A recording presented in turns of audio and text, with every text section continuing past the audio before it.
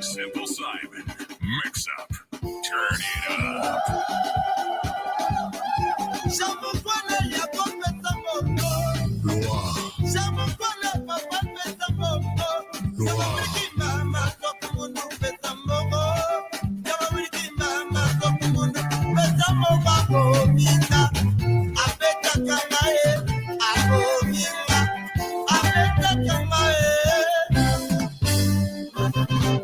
Nakobanga bino te, nakobanga nzambe na ngai. Alléluia.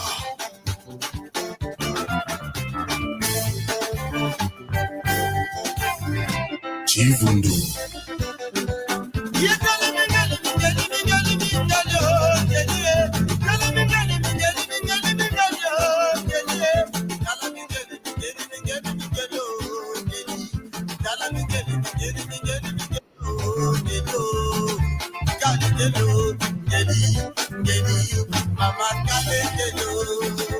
JJ Pierre.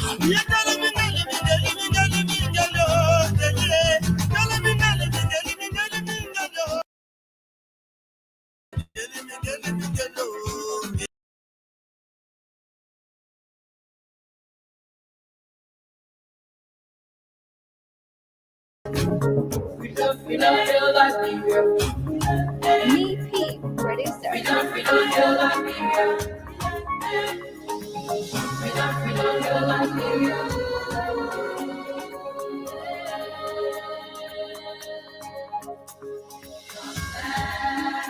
Of Liberia, it's flying all the time. Showing allegiance, showing loyalty to this nation.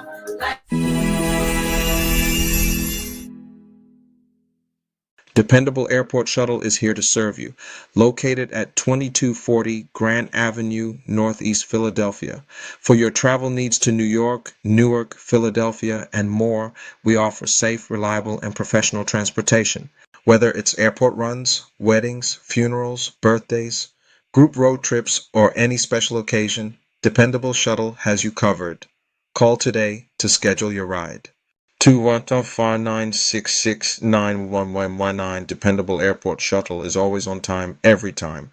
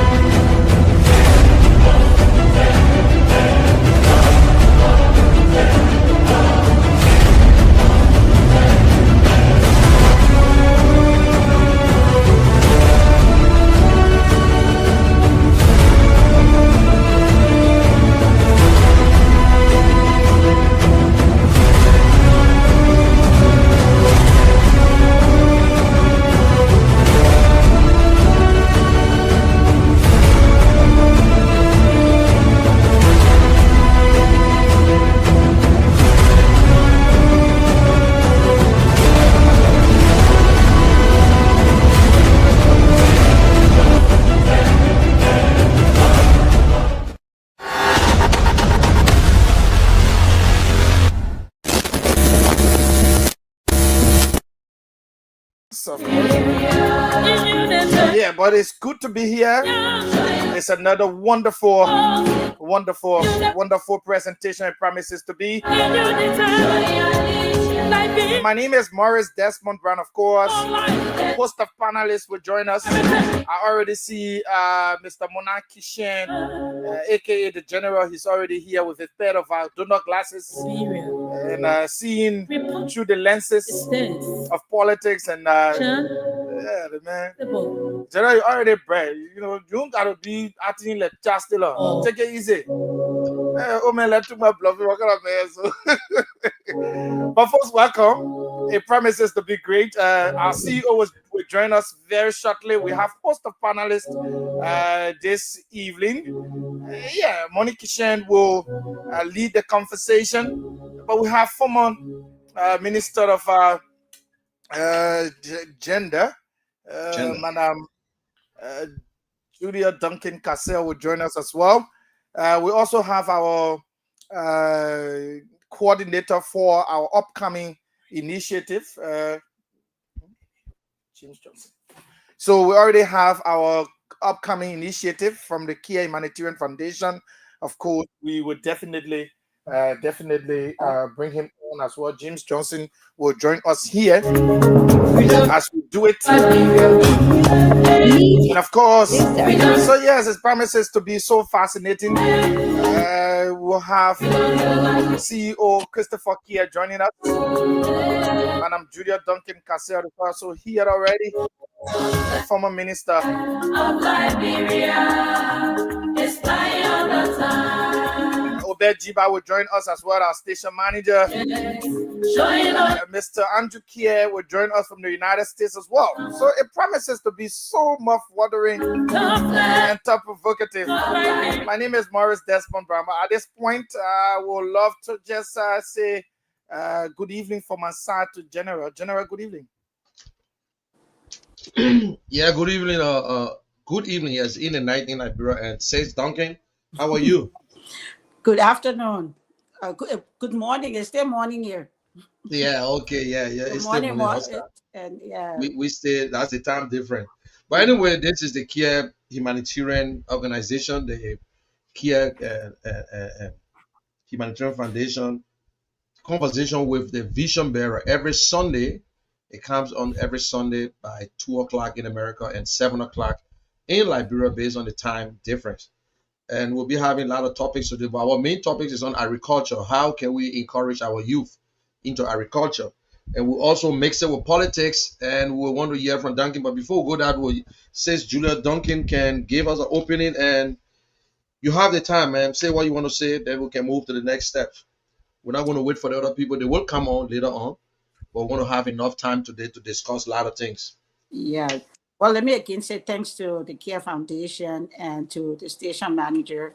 So the money sometimes I'll follow because the time difference too. Sometimes we miss each other, but it's Yeah. glad to be back on the show and especially to discuss the topic. You know, the bread and butter issue. I think agriculture is very important, and I think getting our young people to appreciate growing what they eat. I think that should be the focus, and then anything else in between we can discuss it. But yes, I think agriculture is very, very essential to the growth and development of our country. Yeah, that's true. Agriculture. I remember we're coming up when they'll have the Green Revolution, and we have even talk about after 1980 there will be no Pusawa rice, and they had this ad going on. We can still remember that after 1980 no Pusawa rice, but we had it. We were thinking on different things. We thought it was just going to stop the rice completely, but you know when information is not out there, then and that's that brings it still on. And Yeah. how are you, CEO? How you doing? Yeah. Thanks for Guess joining us, what CEO. is what is trending in Liberia right now? That's how I want to start. What's going on? How it's raining? I know it's in the night, and thanks for coming on again. You serving in for Jonathan and Jeff. We see Jeff is going through the counties with Yeke, and I've been following the news. So that's a good thing. At least we'll have a reporter on that trip. That's a very good Yeah. thing and represented. So what's going on right now? How's the road coming from your place, Banja, from all? In fact, you behind the area, you behind Banja. How the road Yeah. condition going there? Douala I especially. think the guys did some work. The government did some work before the end of the rainy season, so we have that route pliable now.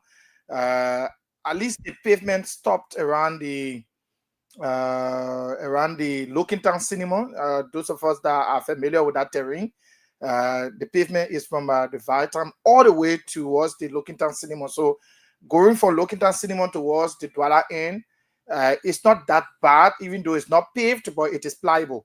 Yeah, and yeah, so that is just that. The terrible spots we have now is beyond Brove, that's beyond VOA Junction, going towards Bombing. Oh, it's really, really bad. It's almost difficult to plow that route, especially when you want to go and come back very quickly. You know, so that is what it is there. So that is just that. But the road condition from Vatan to Douala, mainly towards Lokintown Cinema, yeah, is paved. But then beyond Lokintown Cinema going, it's a little bit bad, but it's pliable. Well, thank you, and we say government continues. No matter what happens, we will get it fixed. And thanks for coming on, Jonathan. And the guy in the yellow, his name, that's the. You can hear us? Yeah, he's hearing. And- James, are you hearing? Okay. Yeah. Yeah, please turn. Okay. There's something on there for James. Okay, so we're going to go straight into our agriculture. And Chris, do you want to give your opening, please, before we start? Yeah, I just want to say thanks for coming on, everybody. Hopefully today we'll have a very good show, mixed with politics and agriculture segment. So looking forward for a beautiful show. Andrew texted me that he's on his way actually from church, so he should be on soon. Yeah. And Jonathan, We'll also welcome, have Jonathan. Obed on the show as well. Who's that? Obed will also join us via the link. Okay, well, yes. And Jonathan, you're the ED, the executive director, taking about it, but give us your opening. I want to say thanks again to every one of you who are the panelists here today. It has been a long while since I last appeared. And to our crazy coordinator, Mr. Johnson, you are welcome. Our former minister, you are welcome, ma'am. And our CEO, and our host in studio, Desmond. It is a pleasure again. I'm back on this platform. Yeah, they can always say former minister of gender. They don't tell them must say former superintendent too. Because Yeah, I, for most superintendent ambassador. I think you always forget the genocide. You love Monrovia business. I will be using the superintendent title. We look I at it, think we the look at superintendent it. title is still, All of former yeah, once titles, you're a superintendent, you're always a don't superintendent. follow you. Yeah, so but as superintendent, the more running a whole county, man, you're stopping gender ministry. Okay. And we're not going to waste no time. Agriculture. We know the foundation, and the Care Foundation is interested in agriculture, education, water sanitation, and health. We're not saying that we have the money to support it, but we just want to create that awareness so the government and other people will get involved. That is why we're having this show, and that is what the Care Foundation is all about. We're not United Nations. We don't have the money to sponsor farms or to pay people to give them seeds and whatsoever. But we just want to see how best we can help them. Yes, we're helping on the other side, but we cannot stretch our hands all over. That is why we're bringing people on. And so we're going to start it. How can we encourage the young people? Because when it comes to agriculture, they say it's a dirty job. You know, the old people are supposed to be on the farm. What about the young people? We live in America. You look at Kenya, in Africa, other countries today, you see the young people all into farming. They're using technology. They're using drone to water their plants and do other things. Madam Minister, Madam Superintendent, what's your idea? What do you think the government need to do? How can we encourage the young people to say this? You can create job, and this is the foundation of a country. You can feel yourself no matter what. Well, let me say thanks again for the show, Mr. CEO, for the work you continue to do with your staff, your able staff. I see that they are all over the place. They are not just one place, but I follow all of the news and the outlet, and I see the station. People are always there. They're always updating and giving the current information. But let me say, as it comes to agriculture, during Madam Selif time, I know, and before that, like you said, Toba spoke about agriculture, so the Tutman, and in all of the counties, we had the Liberia Agriculture Station where farmers used to take their produce and the government would buy from them, LPMC, and transport it. Some of the reason why agriculture is difficult in our country is because of the roads and transportation. You get these people who work so hard, and when the produce are ready, no way to transport it. By the time they get some cart or truck to transport them, to bring them to Monrovia, half of the bananas have turned brown, the planting have spoiled, the core bag have bust and wasted on the road. Even Basa, the fishery is so important. If we continue to build cold storage in most of these places where people, because agriculture is not just about the green product, it's also about fishery and other seafood we have. Imagine if we had a direct flight like we used to from Monrovia to the United States or to Europe, direct flight. We can pack our lobster. We got the best lobsters. We got the best crawfish. We got the best fish. We can package them and send them abroad to that we buy frozen food from other countries. So we should look at agriculture in a bigger scale and not just the rice or the cassava. You know, cassava, people don't know the importance of cassava. Yes, we don't just eat it for fufu or dombo or dipo or curry. You can use fufu as glue. I mean, cassava. You can use it as starch. The starch that we'll go and buy to put starch in our clothes and process it. We can do those things. So you can have one group focusing on, say, this whole 500 acres, I will plant only cassava. Another person can say, I will do all planting. The next one can say, I will do oranges. But our fruits are seasonable. So preservation, you know, our fruits and vegetables do not run all year round. They are seasonable. So when that season comes and they are being harvested, where do they save it? When my grandmother was living vacation, we used to make jams from the plum, the mango. When all the plum tree got ripe, we sat with her in the kitchen and she taught us how to make jam, what they call jelly. So going to school, we didn't have to go to the store or the supermarket to buy jam to put our fancy bread. We had it there. We made pepper sauce. You made a fried pepper. You made the vinegar pepper. We did all of those things, but the young people are not into those anymore. So those are some of the things that will help agriculture to grow. So the government, we have LYC in all of the counties. They are building technical and vocational schools. But I say it goes back to education. If the Ministry of Education, all of these students graduating, when I was superintendent of BASA, we used to have what we call career day. We would bring professional people from different areas to come and speak to the students so that everybody don't rush to go to business and management or run to be a nurse. You give them options. Tell them what it is. How many times have we had career day? We call agriculture person to go speak to them. I like to use BASA because even though LOFA says the bread basket, but agriculture, we have the Liberia Agriculture Company that's been there forever. Currently, as we speak, thanks to the lawmakers and BASA and the leadership, LAC is working with the BASA University, okay, in training the students, or those who are interested in agriculture. We have LYC.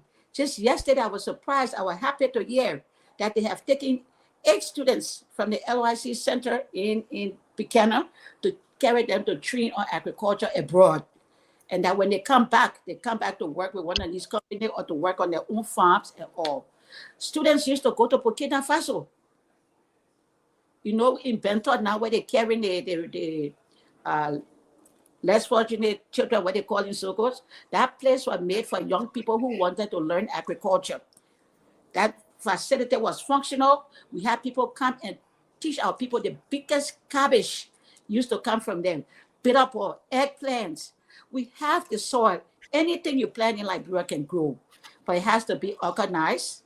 It has to be supported by government. It has to be encouraging. Education need to bring civic education back in school. Education ministry need to focus on the agricultural sector of our young people. That way they be able to support themselves and not be depending on somebody giving a handout, a bag of rice or a t-shirt. No, go and learn a trade. And while you're learning that trade, you're working in that agriculture, you can go back to the university. You can go back to another school because then you have something under your belt to help you help your parents. So agriculture is very important, and I'm glad we are discussing it because I think it's a social issue. I think it's an issue that we give them a little lift of themselves because people say the young people are every day they are growing, every day. Now you ask what the age of a young person, they will tell you, say from 14 to 45. But from 14 to 45, each one of them got about 2-3 children. So their children are coming up too. How are they themselves prepared to prepare their own children so that they don't fall in the shoes that they are in today? So I think the way forward, agriculture is good. But like he said, if the roads are paved, I can say, let me say thank you to the current government. They have not done all. We hope that this dry season, a lot more can get done. But the roads are important. The farm to market road. How can these people bring their farm to market? Transportation. We had a program. We had the Women Behind Wheels. Then we had the girls who were doing their own motorcycle because before they used to charter the motorcycles from their female friends, and then at the end of the day, they get only $100 or $20 back. But we taught them how to buy and maintain their own motorbikes, how to use the cars, the Women Behind Wheels. So those women being trained to drive these trucks. If we buy some of these Kia motors, okay, and we assign it to some of the districts for market day, when market day has been held, there must be vehicles available to help our market women, our farmers transport their market from one location to the other and not losing, but in fact gaining something from it. So again, I want to say, let us continue to discuss this. And I think the more we talk about it, like he talked about the rice. I think because the name, like I said before, because we refer to it as country rice. Maybe we say Liberian rice. Liberian rice.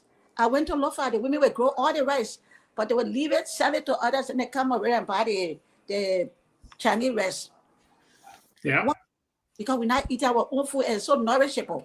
Because we need to start educating them that there's more nutrition in our rice than in the rice we buy off the market. So the family rice. Yes. The family rice. The family rice. No, the small R rice. What I'm talking about. Oh yeah. That one the fair rice. Yes, that's my favorite. Yes. Yeah, So you that- see, you're saying it the right way, and people don't know. They thought the rice that could grow in Day, 100 rice.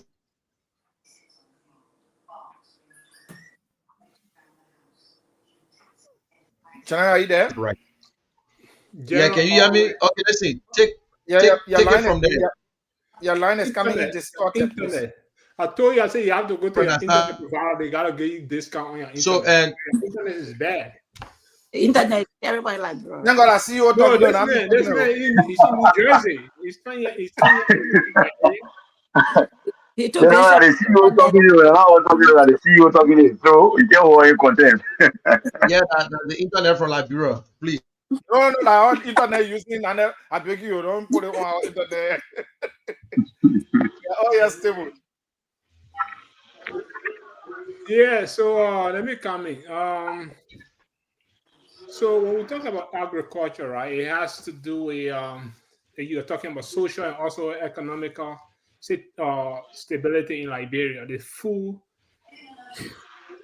food situation in our country is getting very bad, and I think the government needs to take the stand in the lead to be able to undertake a vast agricultural project instead of looking, to get like investors who want to investors that want to be the self importers of rice in our country. We should take the meaningful route of doing a very vast agricultural, exercise or undertaking that we help to lower the price of rice in our country. We have all the lanes there. I always say that. I will refer to this. We have all the lanes. Why not us investing, into agriculture? We get we can go, the modern route. Other countries have been doing it. They have been doing it, like India, China, other countries. We can do the same. For me, I don't like the idea of the microwave approach to, always import rice. Rice is our principal, commodity.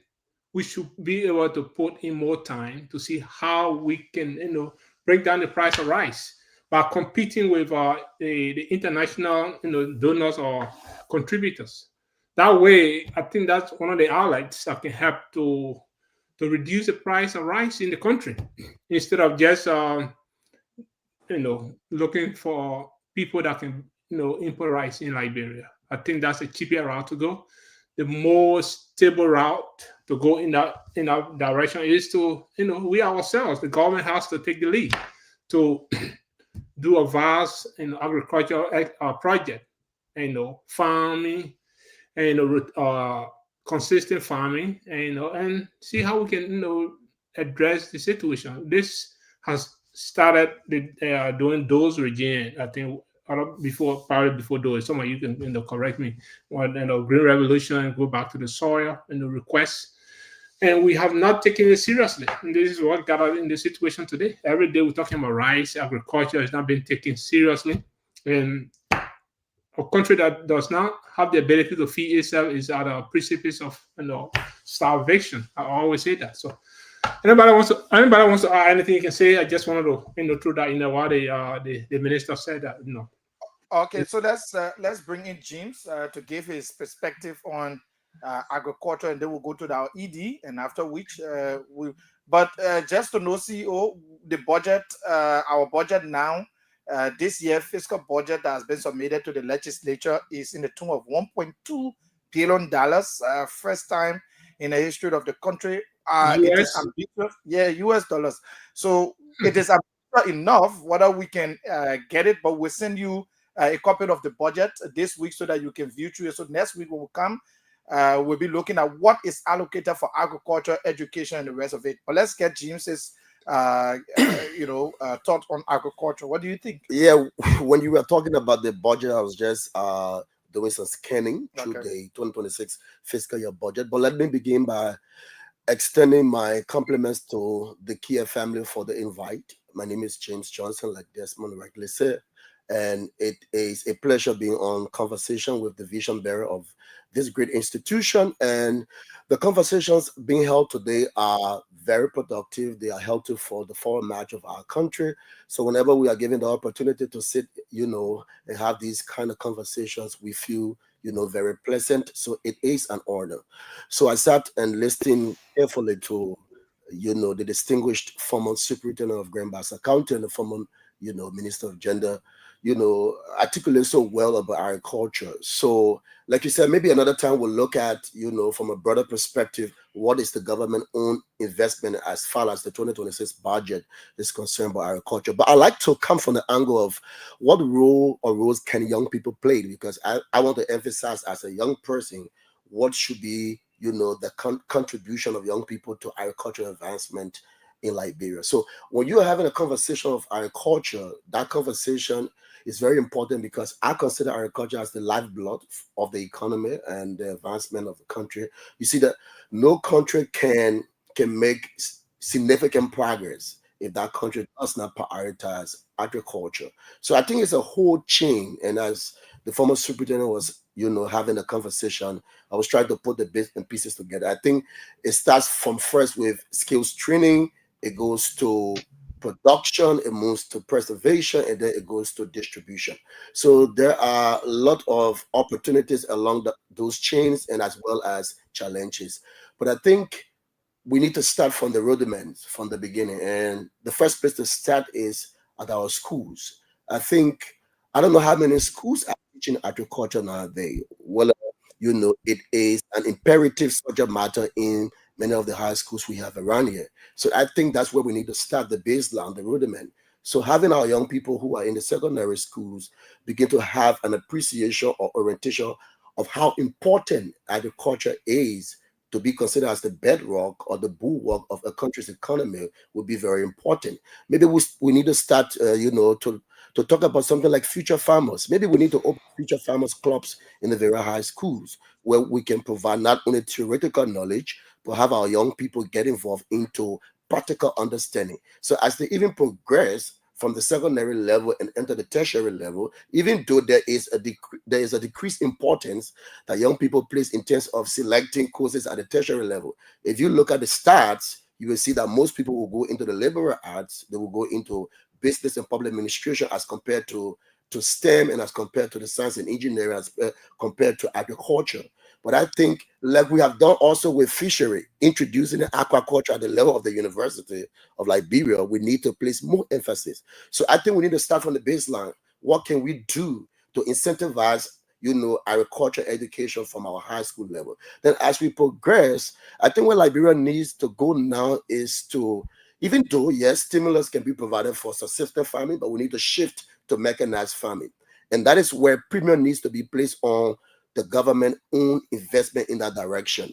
So we cannot be talking about a $1.12 billion budget, and we are talking about agriculture maybe less than 50 or 20%. If we believe that in the next 10 years, Liberia's advancement will be built on the pillar of agriculture, that belief has to be demonstrated in government national policy. And the biggest national policy tool that we can use is the national budget. So government will have to place that priority. Then also, they have to provide investment for research and development. So let's talk about CARI, where the government has for agricultural research. How much are we putting into CARI? I mean, is CARI to the place where, it is to provide the kind of a technical research, that we need to drive agriculture? No. So road is a major challenge. The government is making some steady efforts. More need to be done when it comes to road development, but we need to address it from the rudiment. So my emphasis on the rudiment, and I think that's where young people play, very important role from the secondary level, vocational level, but we need to invest in the rudiment. And as we progress, these young people who now have the appreciation and orientation of agriculture at the baseline can now have an appreciation at the higher level. And when we do that, I can say safely that Liberia's future will be guaranteed as far as agricultural development is concerned. So I like to stop here with my premise, and then as we progress, I would like to chip in with additional information. So thank you. Okay, so we will go to the executive director. send it to Moluba. Mr. Moluba, you can lay your premise on agriculture, and then we'll go back to General, who will start to lead us again. Yeah. Okay. Again, I will say thanks to you, Desmond, and to the panelists. The previous speakers have said it all. Our madam, our former superintendent, and James. Like, when we are discussing agriculture, most especially when it comes to Liberia, we will look. We all have to look at the basics. Yeah, like the superintendent said, we don't have career days in our various schools. And these are something that the government need to look at. We have to prioritize agriculture in several high schools. Because if you look at agriculture, agriculture is a bulk industry.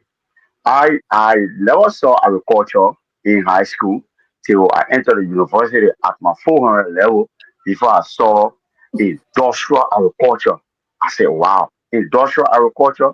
But if you study that course, you will know that agriculture plays a very key component of every developed country in the world.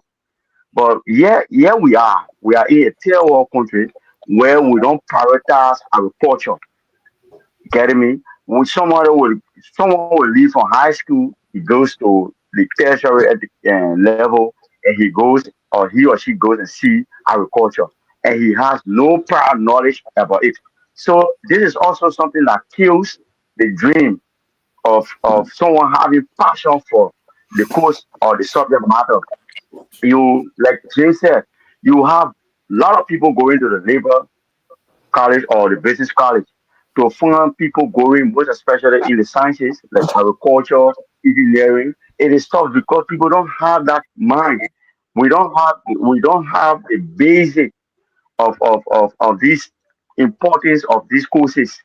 If we have the career days at the high school level, where somebody is there being taught, or even having a backyard garden. Now, from that place, the person comes to create the passion for the course or the subject at hand.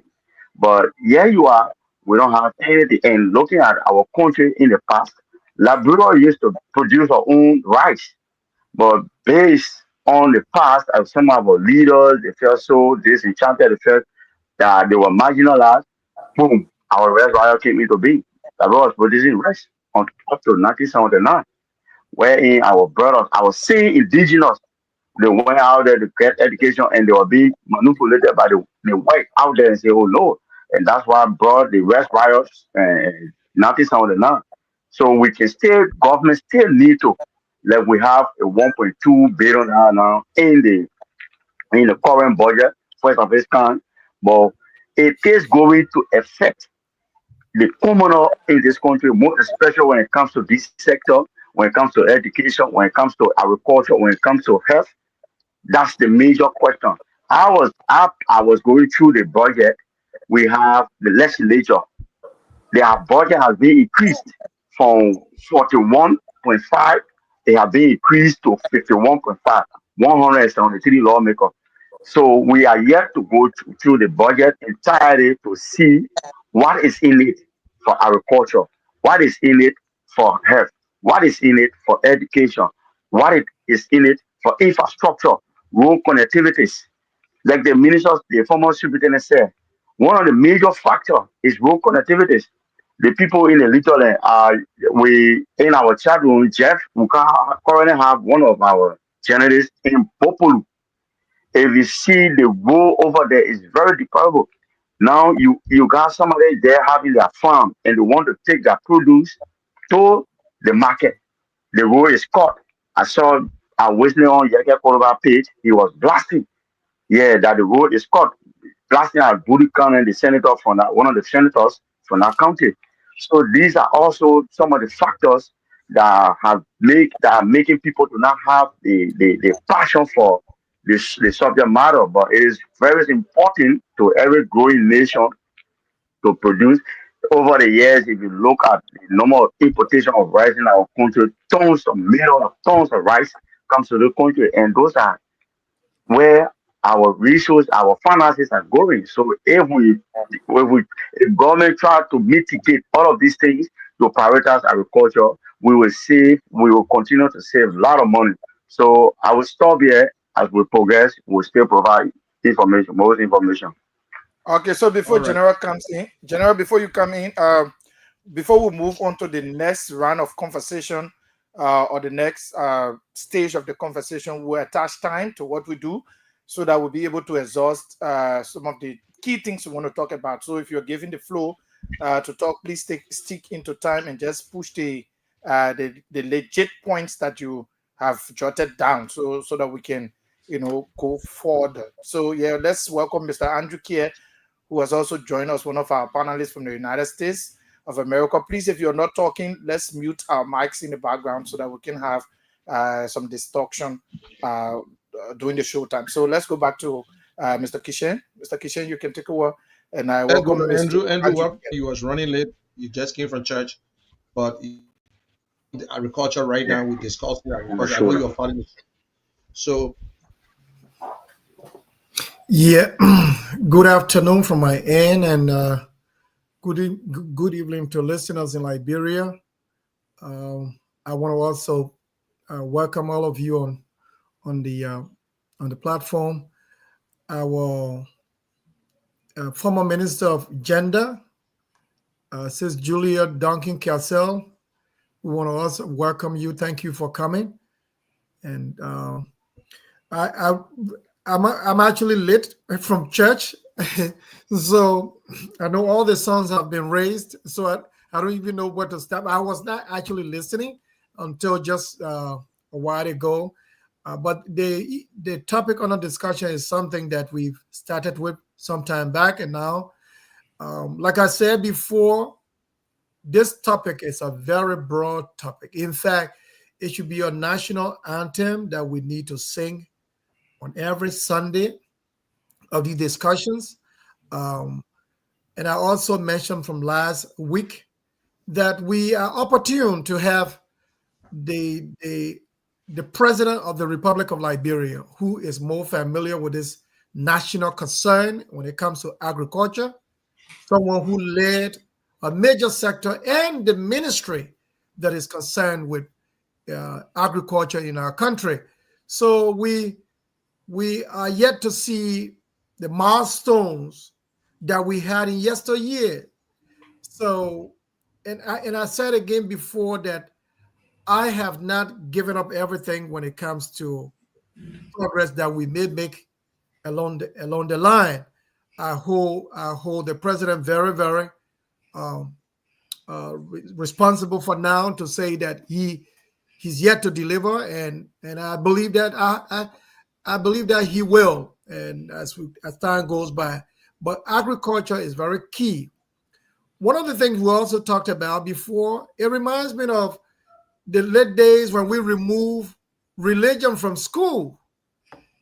Something that is also key to our moral guidance, when we had that removed from the school curriculum. So it is with agriculture. Trust me, if there's any vocational skill that is available every day that we need to nurture from our primary schools to whatever college level, it is agriculture that is available. So it is incumbent upon every government, and especially our own government, to making sure that even from agriculture, from elementary school, every school should have those agricultural projects, because that's where we feed ourselves as a nation. That's where we feed ourselves as family. That's where we feed ourselves as humans. So agriculture is the bedrock. And with President Boubacar being in the seat, be the priority of that nation. Any attempt to fail on this priority, we will hold him accountable, and Liberia will be headed nowhere. So, more to be discussed. I want to really appreciate the panelists who have made a great contribution to the topic, and the brother who is in studio as well, and our darling big sister, Sister Julia Duncan Cassell. As we discuss further, we'll have more to contribute. Thank you. So, General. Yeah, take it from there. I'm trying to set up something on my phone quick. Well, Okay. I just want to speak to the. Can I say something about agriculture before we go to the next topic? Yeah, go ahead. Like Andrew said, everyone's saying the same thing, but in different ways. Mr. Johnson first talked about school, the children learning agriculture from the school. There was a program called School Feeding. When we were in school, because I went to government school, we ate broccoli, we ate corn meat, but then they came out with this program, School Feeding, that they have a certain group of students. When the students did bad, they didn't send you home. They sent you to go work on the school farm. Exactly. Yeah. Because you send the children home, they go in the street or in a uniform, they don't even reach home, or there's nobody home for them. So if we can bring that back to the school, that if a child is misbehaving or came late, instead of sending that child outside, put them to work. The school feeding was very important. I think at the time it was being supported by UNICEF. How can we get back to school feeding so the children can eat what they grow what they eat? Corn, cassava, all of those things that they can eat it, they can plant it, and they can eat it. So school feeding is equally important. We had what they call the agriculture fair. You went to Grand Bassa County, you see the name of that place called Fairground. Fairground. It's because Bassa hosted the first agriculture fair in the Republic of Liberia. Wow. When we got there, we thought about what could we do to bring the people back. We came up with the idea called the Domo Festival that today everybody taking ownership for. But we started the Domo Festival not because Bassa people can eat Domo, but because Domo was the stars, the glue that would bind the Bassa people together, and we use it as a fair where people, all the commissioners for the fair, brought their produce to the festival and sold them. Then we also promoted tourism. Because the fair people, we had a bicycle race, we had a swimming race, we had a kimono race, we had women versus the men. We show off Edina, we show off Bakoni, we show off those places where we could be access to the county in generating revenue through the agriculture fair. Because people not just come to buy fufu or domo and eat and go, to buy the produce from the farmers. Okay, I remember one agriculture fair. One of my commissioners won the fair because why he had this yam. It couldn't even fit in the back of the truck. How he maintained this yam, he came all the way from Disotan between Bomb County and Grand Bassa. And that man rode, I think, on a motorbike. And we won, Bassa won the agriculture fair. And a lot of them who came first and second got scholarship to go to China to learn. But when they came back, the mechanics, the equipments, they have all the skills, but they didn't have the equipment that they used there.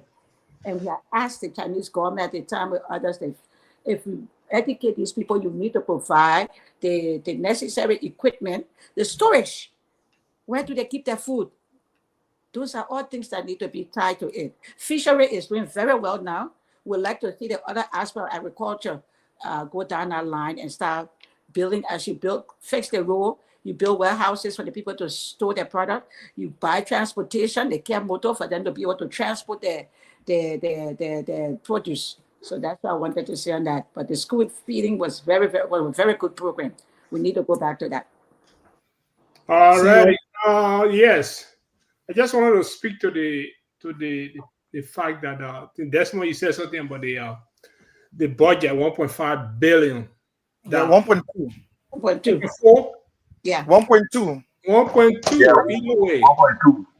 The point I'm trying to emphasize here is the fact that, guys, our population is 1.6, right? No, 5.6, right? Million Yeah, people in 5.6, Nigeria. So let's see the amount of money that we save in our annual budget. If that money is actually divided, let's just say hypothetically, among the population of Nigeria. Everybody can see $1 million. $1 million people in that country. It's 260 some, it's almost 250. I did a calculation, 200 almost 60 million each person will be probably taking home. And that particular money going to go in probably a couple of people's pockets, and the rest they say they put it towards the how they call it projects, halfway projects.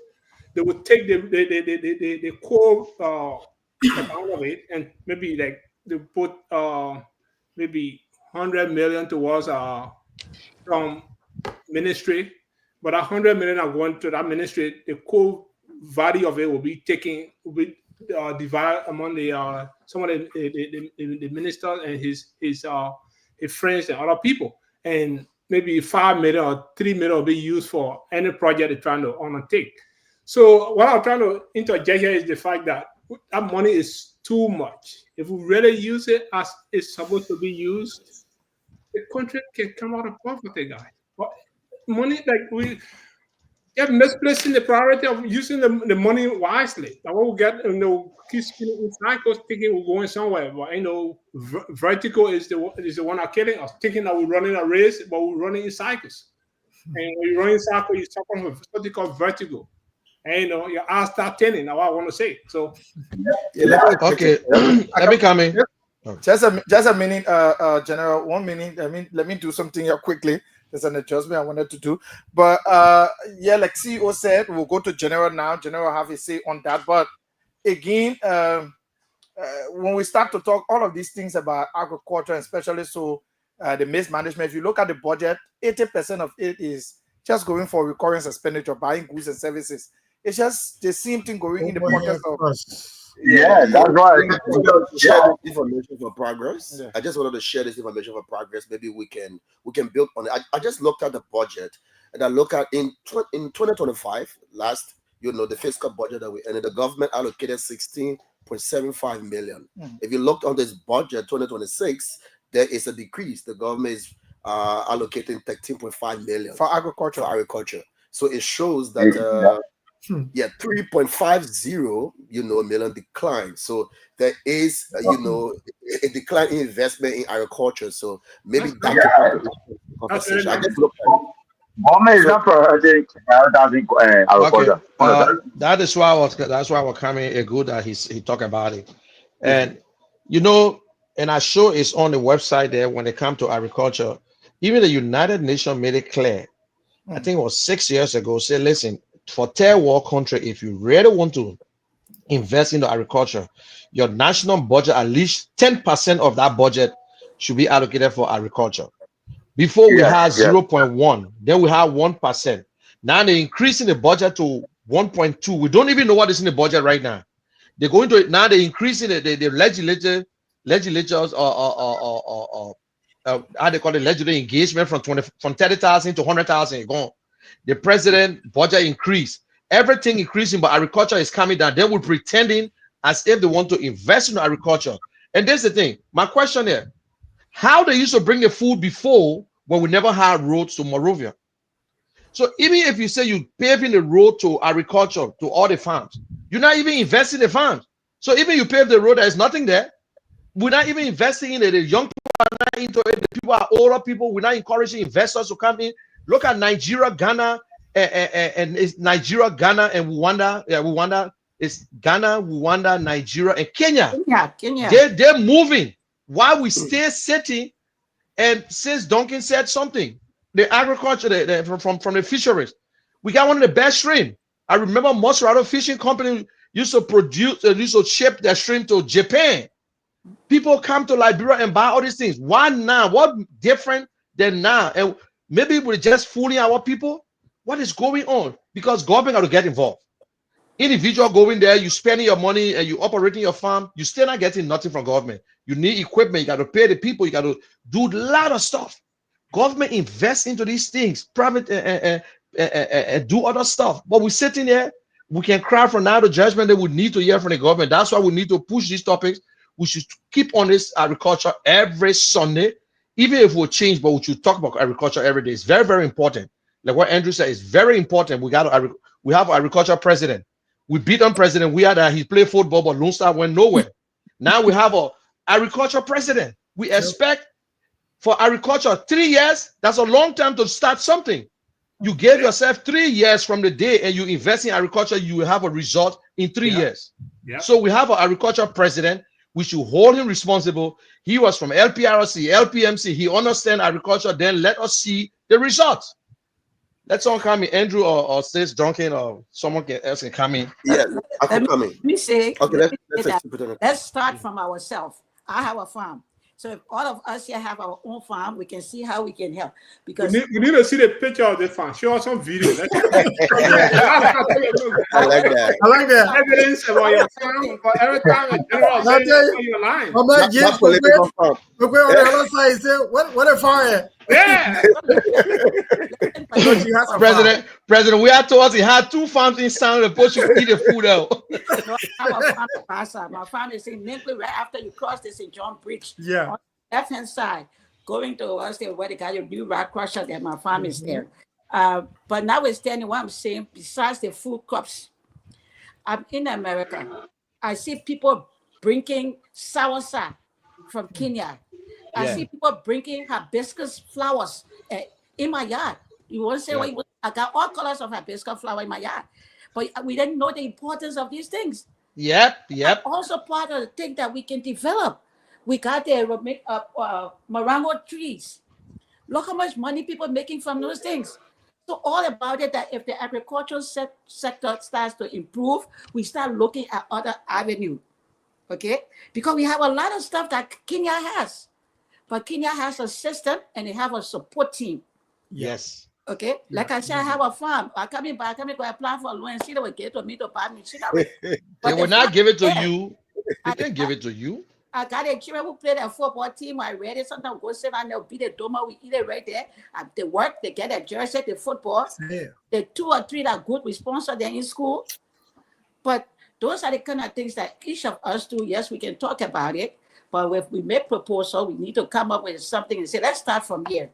Okay, we might not be able to do all, but we can look at what is more productive. Yes, we're talking about the entire country, but everybody else will be talking about it because they see the budget, they see the need. But how serious are they about it? Okay. Now, if I ask you, say, Duncan, the amount that you spend on that farm, have you generated anything from that farm? Father, no. Thank you. You see, that is what we're talking about. People, thank you. People have their farms like right in front of our house, my brother. In fact, we showed the other day on the care on the foundation stuff where we give the land to this kid. We still can use the land. We help him with hooks and whatsoever. Whatever he got from there, he gave a little bit, but it's nothing. People spending money. The government need to come in and say, listen, what you want to do? You know, I just saw in Kenya, there's a Liberian guy, one of the biggest farms in Kenya. Yes, there's a Liberian guy, in Kenya. He went to Liberia, he had a proposal. They're pushing away, but when you go to Kenya today, Kenya is no different from us, but the people have a system. You know how many? But this guy got one of the biggest farms in that place, man, operating. Yeah. Liberian, yes. But he went to Liberia before, and they wanted him to do the same old thing, just spend your money and getting nothing out of it. Government gave you loan, you pay back. But in Liberia, nothing. Americana got a farm. All these people who don't know if they're paying taxes on their farm either. And Thomas Fowler got an oil farm. He's shipping his oil or he's selling it. We don't even know. And we still got charges. Yeah, and it's wrong. If you apply for the loan and they will not give it to you, maybe if you're in government, they will say, okay, let's give her a little bit so she can talk. But real people going there, they can't get it. They will give it to only the big boys or the big girls. Okay, so if you're not talking, please mute your mic, please. We beg you. Let's welcome Obed Jiba, our station manager. He has just joined us from wherever. I think he's in the United States. He has joined us from the United States of America. Yeah, I saw him yesterday. The man, we got a background here. We got a background here. The American people don't want to be here. You can't cause a lot of problems here. Then you sit down and there's real African background. But welcome, Obed. Thanks so much, Desmond. Good evening to our CEO. Good evening to Mr. Kishen. Good evening to the former minister, our dynamic Madam Cassell. Thanks so much for being here. As always, our coordinator of the CARE Humanitarian Foundation quizzing competition that is coming up shortly, that is also making headways across the country relative to schools that are being preparing and having conversations with us relative, giving back to society and having a competition for academic excellence. We'd like to say thanks to James Johnson, an academician by excellence. Thank you so much for volunteering your services and time to this great initiative, Mr. Andrew Care and others on the platform. Those who are listening to us via Care Radio, 95.9, and following us on our social media platform, KCN TV, and on YouTube, Care Communications Network, as well as X. Would like to say thank you so much. It's good to be here. But this time it's better late than never because we had to hurry to just run from the highway. I was around the Pool River end, and I had to just run home to catch up with the live tonight. So it's a pleasure joining the team. Thank you. Welcome. Okay. I think we need to like Desmond said, we need to get in some of the topics. And I sure James is on here, so we'll talk about the quizzing competition that is going on. And Absolutely. so can we get into that and let James introduce himself? I know I was not on the show at the time. So James. Okay, thanks. So that's the James who leading this program. That's the guy there who they say they're trying to bribe him all. They say some student trying to go to him for the answers for a question because you know he like brother trying smart or they chase him for the question. Go ahead, James. Please, okay, I'm joking. You're listening to us. I'm joking. I know. So my name is James Johnson, and I'm a young Liberian, very passionate about education in our country. And it is a pleasure again, you know, being tasked to handle the Kia Humanitarian Foundation Inter-High School Meet the Challenge. And it's an awesome opportunity. We can assure, you know, our participating schools, we can assure Liberians home and abroad that the best will come out of this initiative because there are major advantages which we will talk about later about, you know, extra academic curriculum activities such as quizzing. So when I was asked to take on this task, I saw it as an opportunity, you know, to rekindle a dream that I've had all through, and that is about rejuvenating the euphoria of extra, you know, academic curricular activities, which are very important for solidifying, you know, our educational sector. So yes, we have kicked the ball rolling already, but you know, it is important to look at some generic concept before we go into the specifics of, you know, the tournament. You see, education, like agriculture, is a bedrock for any country's advancement. And so what the Kia Humanitarian Foundation has done by initiating this inter-high school quizzing opportunity is a significant contribution to the forward march of Liberia's educational advancement. So like John Kennedy said in 1961. Somebody has to mute their mic. It's creating some discussion in the back.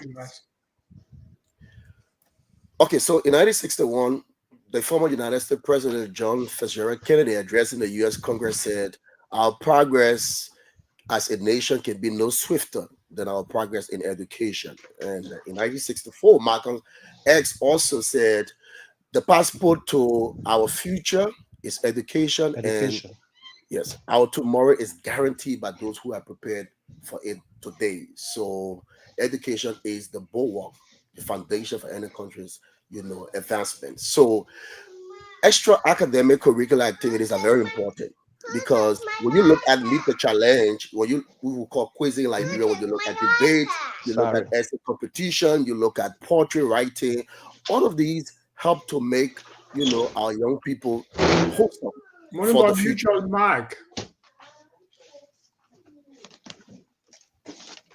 Janelle, you have to mute your mic in the back so that we can. You haven't discussed them on with your grandchildren about what on? Yeah, go ahead, James. Go ahead. Yeah, so the issue about extra, you know, academic curricular activities in Liberia have taken a nosedive for over a decade. Government has in place a premium on it. Many institutions, whether private or public educational institutions, have also not seen the need and the significance to invest immensely into these extra academic curricular activities. And so I think it is a kudos to the CEO and the entire Kia Humanitarian Foundation for looking in this direction.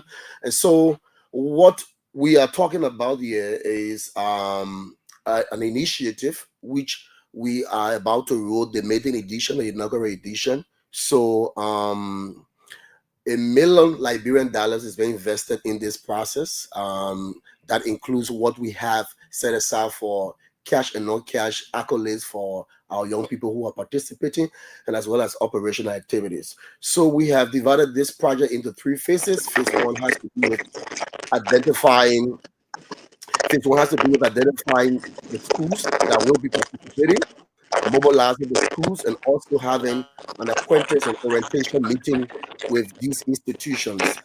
We are pleased to inform you and to announce that we have exhausted. Change that to a little bit. Obed, please mute your mic. Obed, please put your mic on mute, please. Yeah, so once you're not talking, please just help us to mute the mic so that we can have clarity for our audience, please. James, that's go ahead.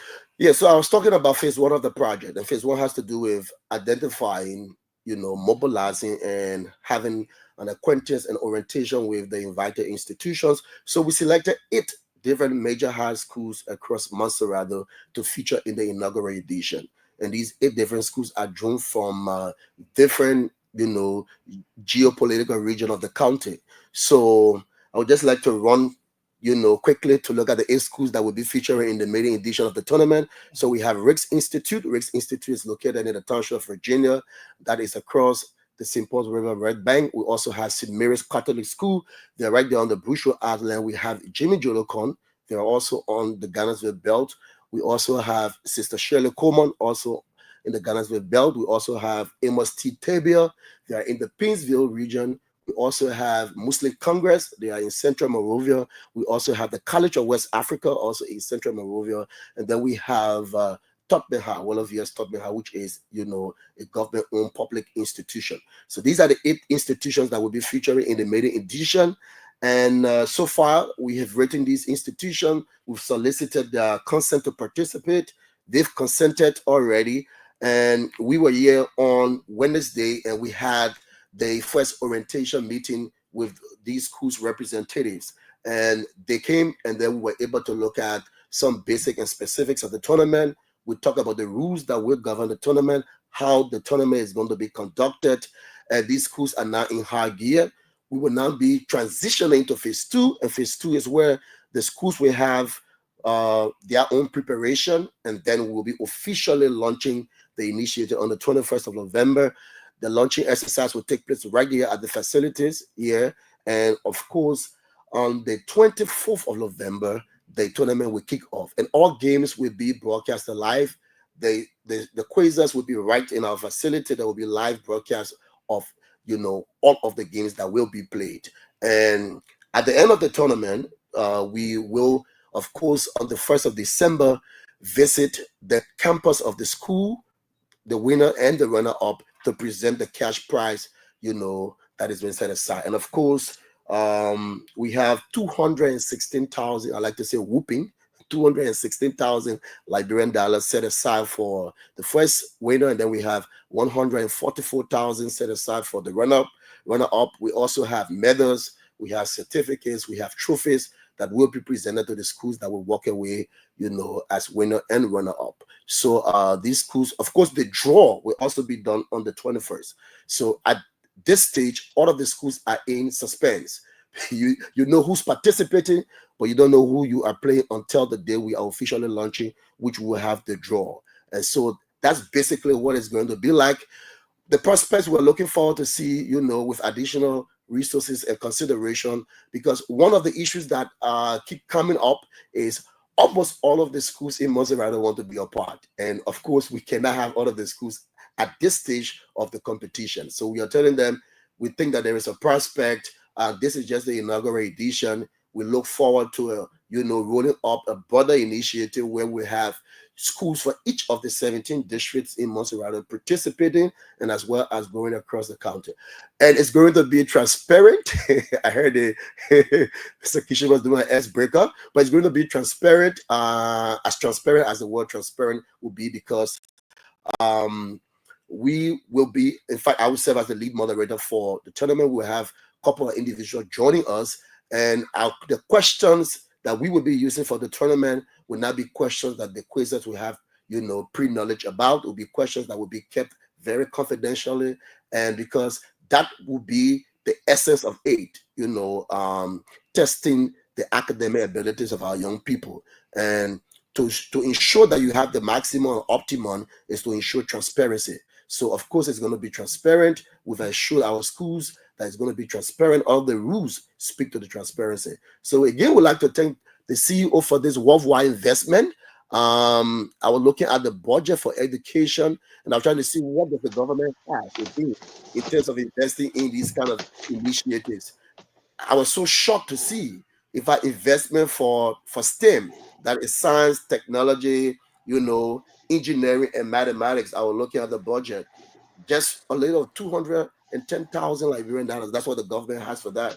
When you look at development, yes, the government has $524,000. So I was looking at it and said, wow, because I think, and I made this point the other time when I appeared on the radio, if we do have, for example, county meet, or if we have district meet for soccer and kickball activities, I think we can also have county meet, we can also have district meet for these kind of academic competitions. So we now have to shift the pendulum, because if we say education, is our biggest investment package and tool to drive Liberia's future, then we have to be deliberate about it. And to be deliberate about it is to use, our fiscal tool, which is our biggest policy, envelope to drive it. But when I look and see STEM, government investing, $210,000. In fact, fiscal year last, it was just $110,000, moved to $210,000. Which is far less than what we're investing in just a tournament. Yeah, very appalling, very, very appalling. So yes, that's basically, what the tournament is gonna look like. Maybe there will be questions coming. You want to have any additional information, we can provide it. So, but we are in full gear.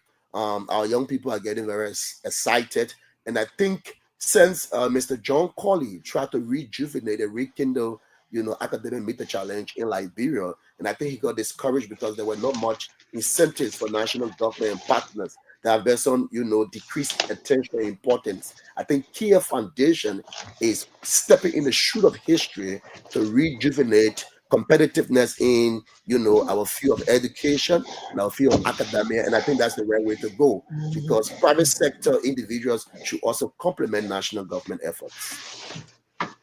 Good presentation. Let's go to our panelists. Maybe we can start with the CEO. Maybe you have a question, an inquiry or something, then we can move forward. Yeah, thanks, James. But I think you said probably we should do like you're suggesting that after this we probably do the counted meet or something like that for the soccer. No, he's talking about the counted meet the challenge.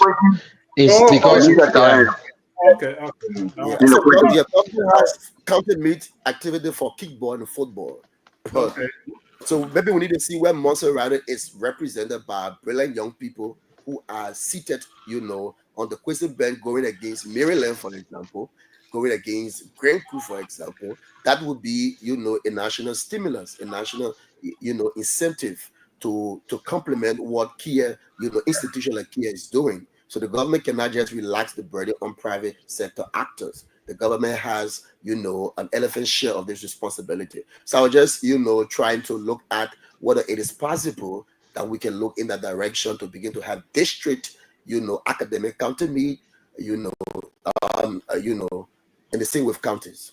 That's the point I was trying to make. Yeah, we can do that. We can look into that. Yeah, we will look into it and see. We'll have that discussion because we got 15 counties, and maybe the next one we'll take it to another county and try from little by little. Yeah, we don't want to jump the gun. We want the people to understand. Yeah, it's a further thing behind the scene. Let's talk about them. Yeah, we'll talk about it. Yeah. So let's welcome Reverend Gerald Cummings. He has joined us. Reverend, welcome. Thanks for joining us as well. Thank you so much. And good evening or good afternoon from my end to the panelists. Okay, General.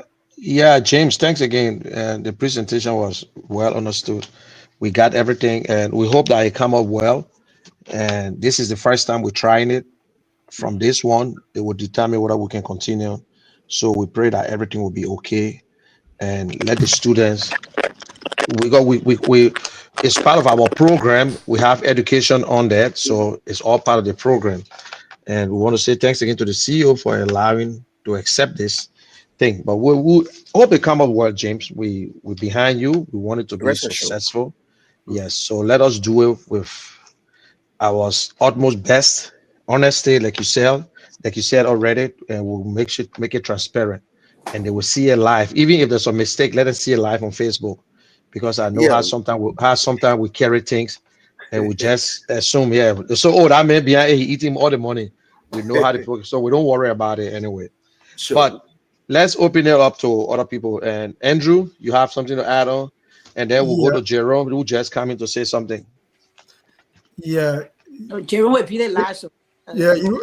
Yeah, he come live. Yeah, you're right. You're right. He just coming. The Oman on issue before the wedding. Of course. Yeah. Look. I'm good there for him. Yeah. This is a very laudable effort being made towards our education in Liberia. James, I want to say thank you for for your role that is being played, with this program.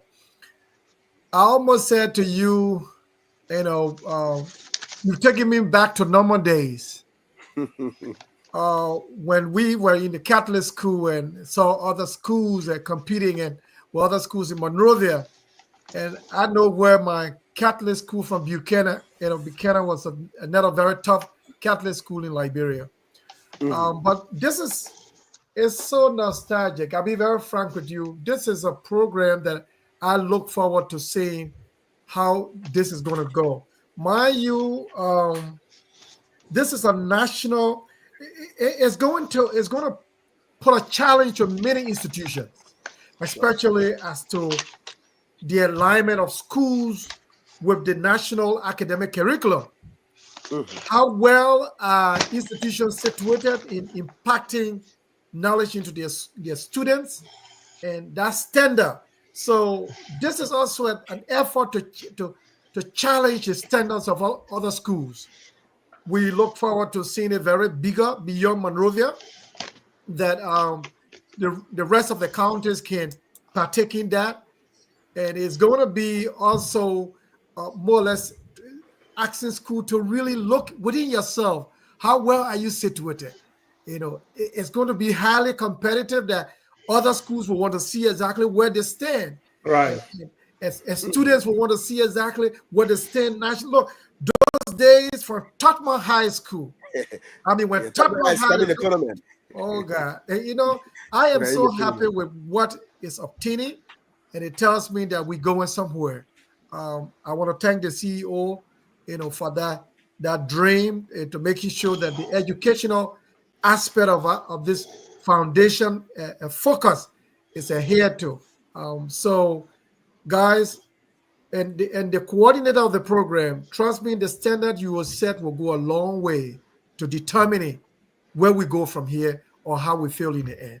So let me give the rest of the panelists a chance to make their input. Thank you so much, guys. Okay, Sis Cassell, you can come in. From there, we'll go to Reverend Cummings. Guys, are we not going to the line? No, we don't accept. No, we're opening it. We'll still got a We'll little. open the line. Let them just kind, then we'll go to the line. Let me say hi to Reverend Cummings. I hope you pray for all of us today. It's good to see you, my friend and brother. Yeah. But don't forget, on Tuesday, my birthday. Whoa! Happy pre. Okay. The CEO. The 11th, right? The 11th? Yes, Veterans Day. Scorpion. But let me say to Kia and his family for the Kia Foundation and what they are doing. Every little bit helps. Yeah.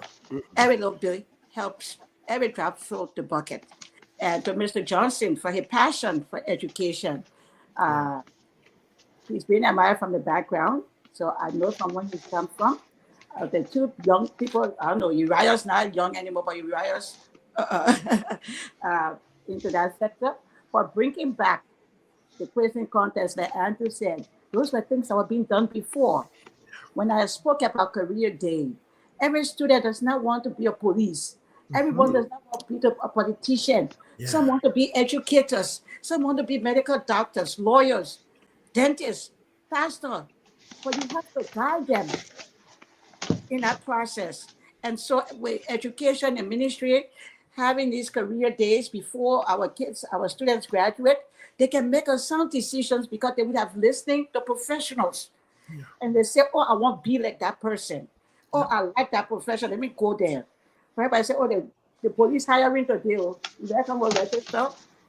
That's not what you want to be, but because you think it will give you a job, or you think there's nothing else that you can do, you go there. But again, we say thank you.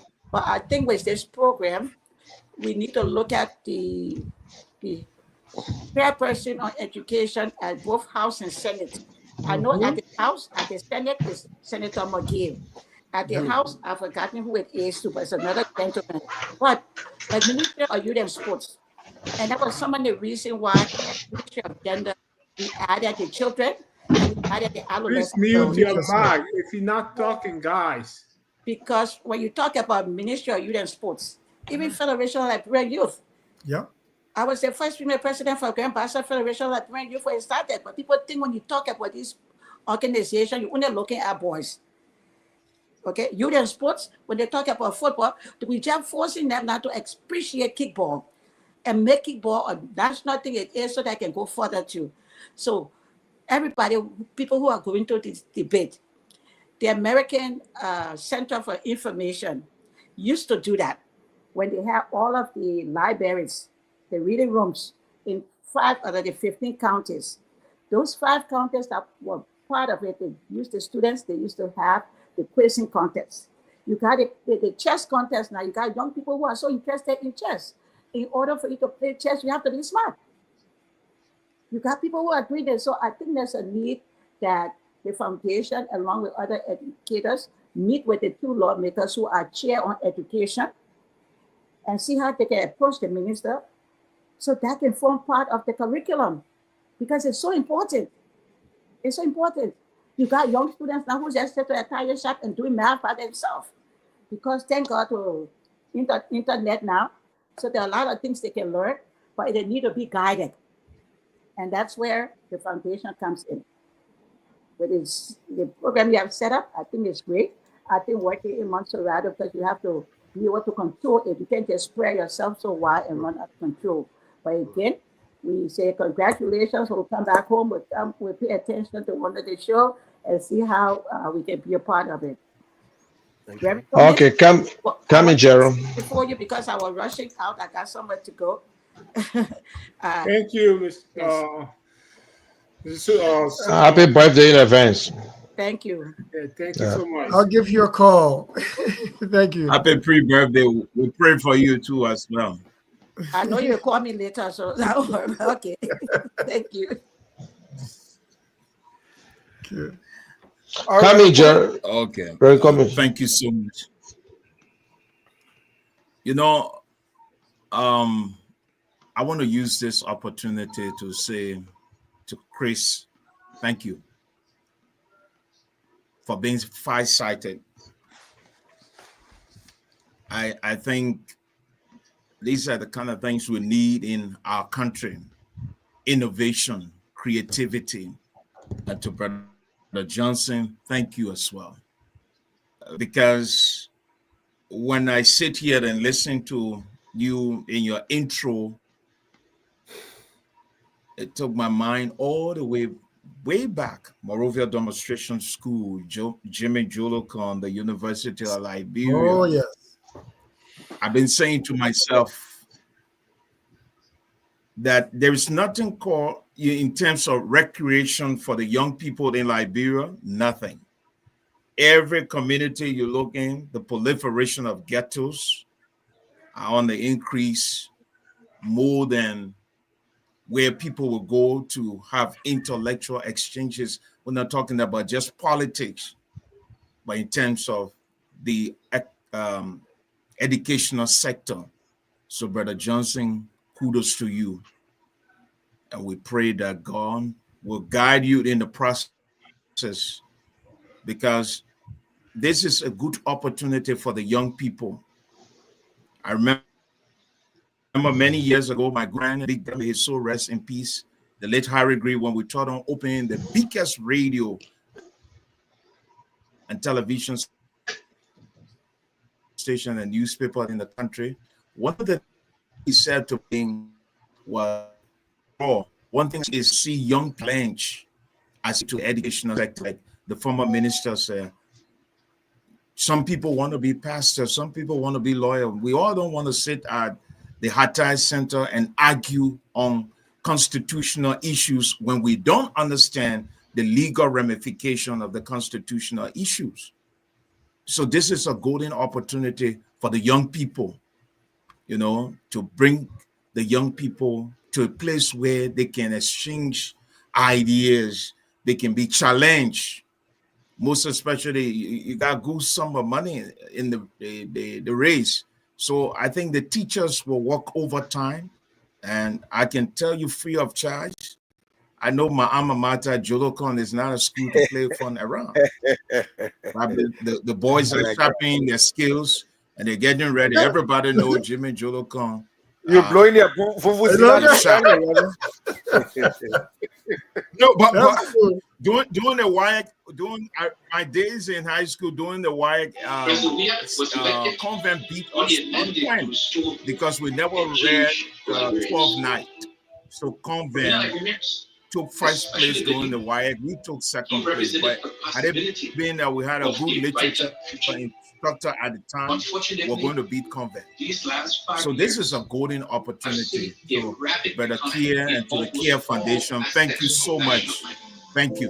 You know, when I said Kia Radio has an opportunity to grow, these are some of the things I was looking at, because traditional radio today, the proliferation of politics has taken over the airway. Where's the issue of the agriculture sector, the sports, the health sector? You don't hear these things on the radio as compared to the days we were on the radio. So this is a challenge. This is a big challenge to the foundation and to the management and staff.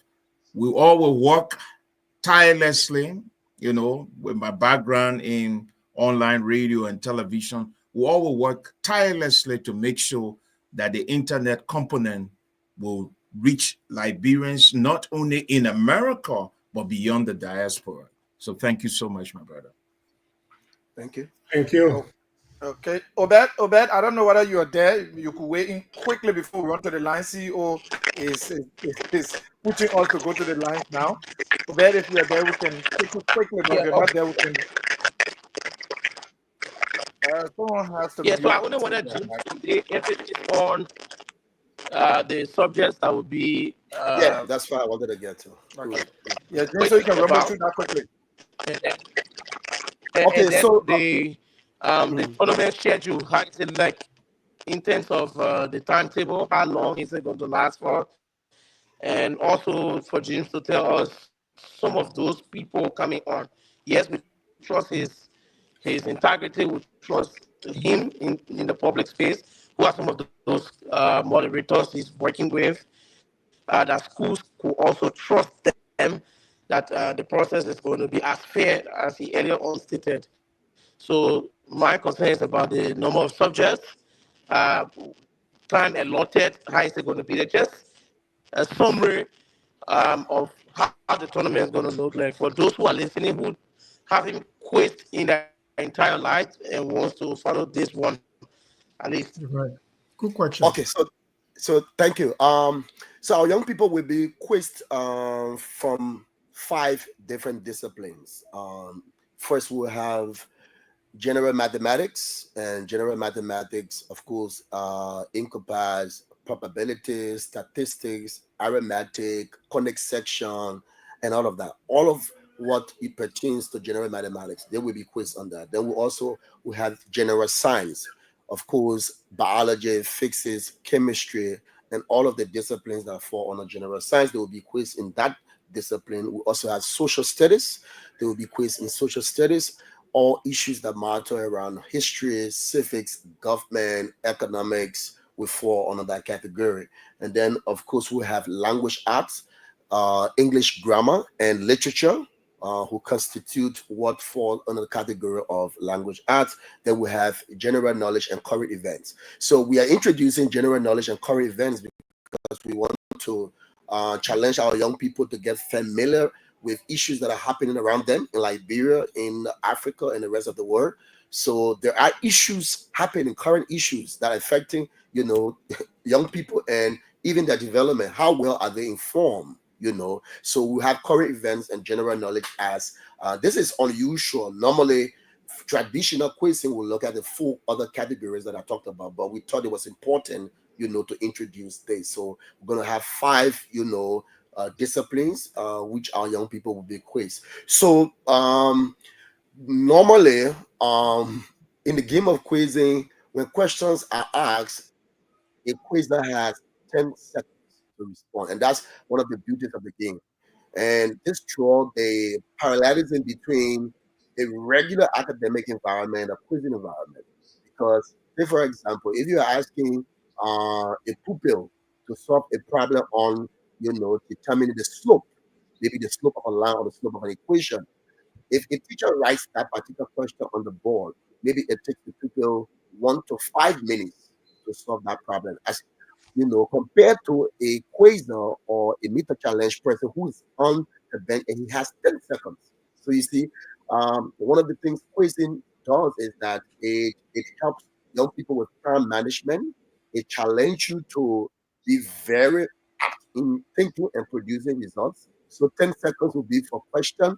And of course, in the rule of quizzing, if you interrupt a particular question, that implies to the moderating board that you have an idea on how to complete that question and provide the answer. So if a school interrupts and complete the question perfectly and provides the answer, because normally we will allot 15 points to a question in the category of that of general science and mathematics, or other categories will carry 10 points.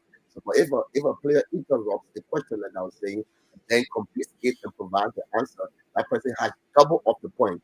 It is so because the ability of that person to preempt the question from the moderator shows, you know, that person, you know, how prodigious they are. So it will be a double. So of course, the game of quiz is also a game of discipline. Quizzers will be required to be very disciplined and moderate. If there are issues, we call that qualms in the game. That's why the team has a captain. So the captain will be the only conduit or channel, you know, to advance a team qualms.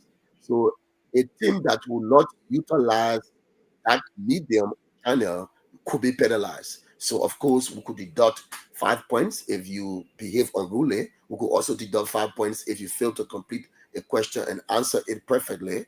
And so what we are doing also to enhance transparency, we have given the schools forms. They are going to fill the name of the students who will be participating along with their mentors, their coaches. Because we don't want, for example, I will talk about Reverend, you know, Coming School. We don't want Jolocon to come and take one alumni to play, put it in a uniform. So the schools will give us the name and the classes of the students. And we are doing on-site verification. We will visit the campuses and verify. That's not a professional player. Student is in the school, and you cannot change a playing squad. In the midst of the tournament. That is why you have 4 starting players and 3 reserve players. So you have 7 persons. So you cannot change the squad in the middle. The students you are registering, we say registering, not paying fees for, in terms of submitting their names and their classes, are the people who will be cleared to participate in the tournament. So of course, he talked about who are others moderators that we are asking. I would say to Obed, for some reasons, we want to keep the names of the moderators classified, probably on the day of the launching. We don't want to expose them because by the time we start announcing moderators who will be moderating games, we are talking about $216,000. So maybe that moderator could be living right within the vicinity or locality of a particular school. Of Jimmy Jolocon. So why you guys so you're dwelling on a giant? I like that. Yeah, so we don't want to expose the identities of our moderators for now. We will unveil them during the launch, at which time we would have kept the identity. We don't want them to be, vulnerable to schools that are participating, but we can assure that we will have veterans. And this is important because if you look at the national landscape, many of the actors in government were people who passed through the orientation. Oh, yes. Of course, our current finance minister, of course, was a veteran. Quasar, yeah, the like of former representative of District Number 8. He was a vibrant Quasar of SDA. You can go on and on. Of course. You can go on and name veterans. So of course, yeah. So the game of Meet the Challenge has impacted very significantly. So we will have some of we will have some of these people coming to serve, because beside the moderators, we'll have judges and expert panelists. Judges and expert panelists will help the moderating team to counter check, because I can tell you there are some of the smartest young people we have, that will be coming for this tournament. So a young kid who could even be reading faster or further than a moderating bowl could know something that the moderating panel could not know. They could challenge. So when we have these veterans or expert panelists sitting, they will be able to reconcile if we have any of the discrepancies. So Obed, probably you joined lately, but we are saying on the 21st, the tournament will be officially launched. Our young people will be in their attire. We're getting t-shirts for them. On the Kiev Humanitarian Foundation, they will be adorned in their t-shirts. They will come in. There will be a formal program that will be done live. They will all participate. Speeches will be made for the official launch on the 21st of November. Then the tournament actually kicks off on the 24th. We have 2 schools playing a day because we want to have the games by 3 p.m. Liberia time, because we don't want to play the game when the students are in school. We want, if for example, CWA or St. Mary's, if you're a student, you are home listening to Kia Radio or watching Kia Communication Network, and you are seeing your school participating.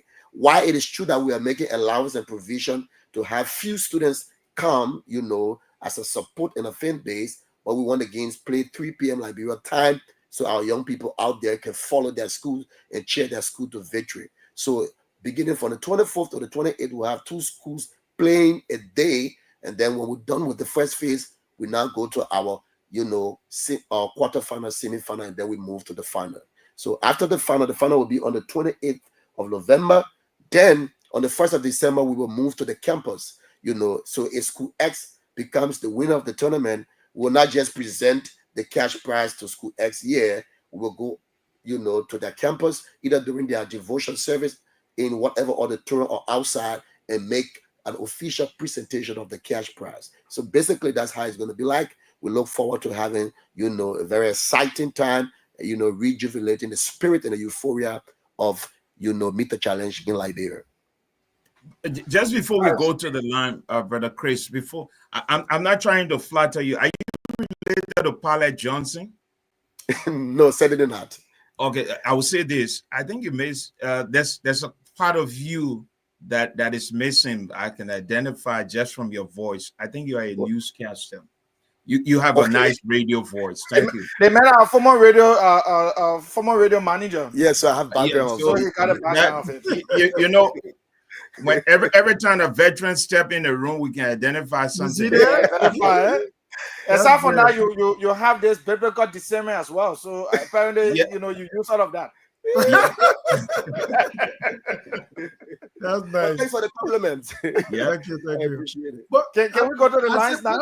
Quickly, before we go to the line, I just wanted to find out from Johnson. Sure. Is the Ministry of Education team also involved in this process? Have we made any contact with them? Because at the end of the day, it's a buttress to the standard and then the quality of education we want in the country. Have we made any contact with them?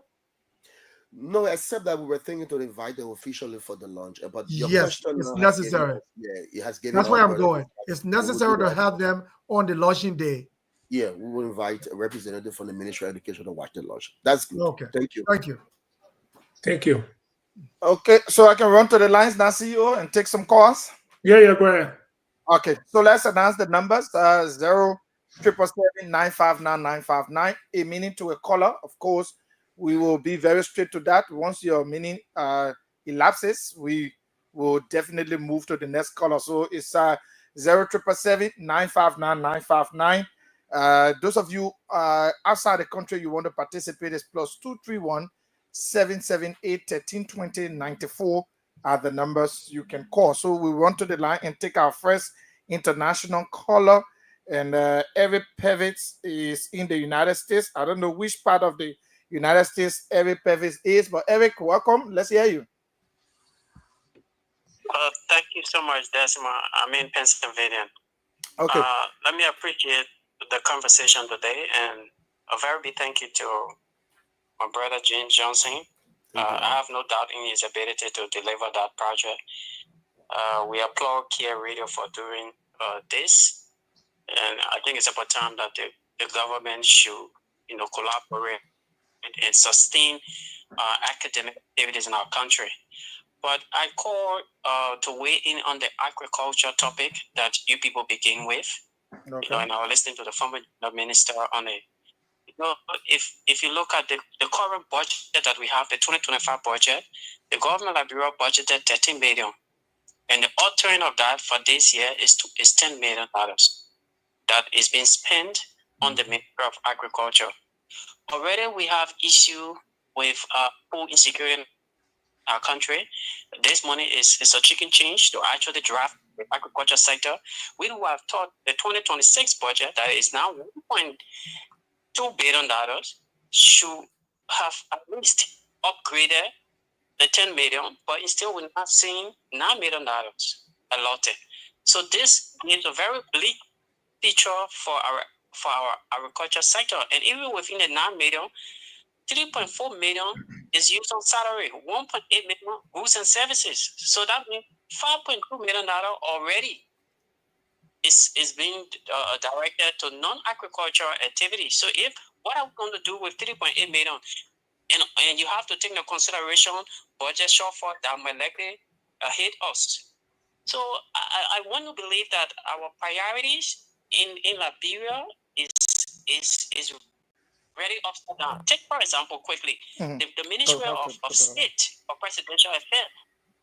This year, 2025, they allotted 15 million. Do you know that all turn 60 million? They spend more than what was even allotted for the Ministry of State.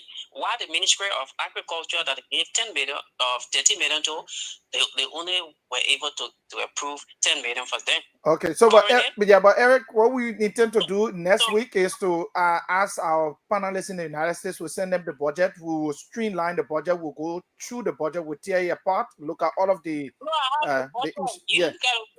I agree. I don't want us to take more time talking about the budget because we intend to have that conversation next week, where we'll be going into the budget itself, looking at all of where they have allocated different resources of the country. So as I conclude quickly, my brother, our priorities are not in place. And this is a serious problem that people are dropping dead on the street as a result of hunger. Look at what James is even talking about education. If you cannot prioritize education, you can prioritize agriculture, then what kind of country are we running? It is sad. Thank you. Okay. All right, Eric, let's come back locally and announce the numbers for our people that are listening via radio. You want to be a part of the program, and of course, you want to weigh in on some of the issues we've been talking about, the upcoming tournament that is being squarely sponsored by the Kia Humanitarian Foundation through our CEO, Mr. Christopher Kia.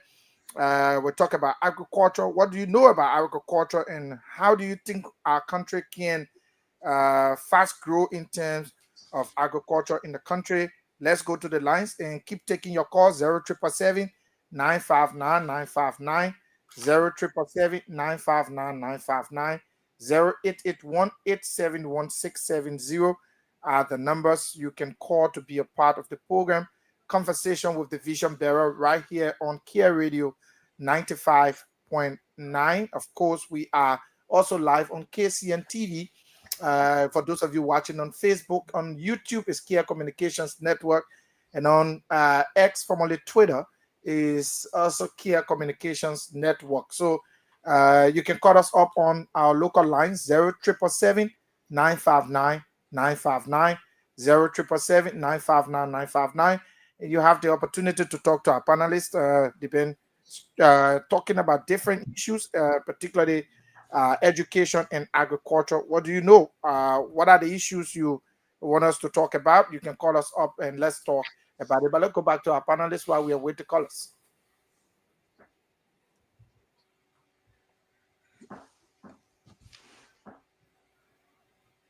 You thought that you people had something you wanted to say while we await the callers, so that's where.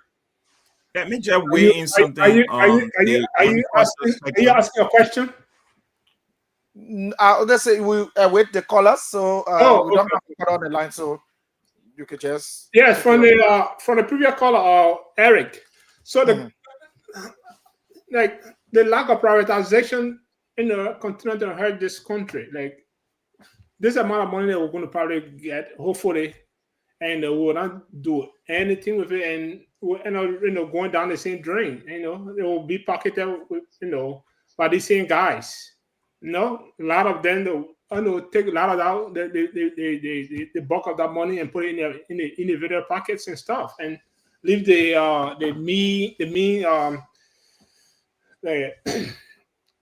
projects and other things that have been,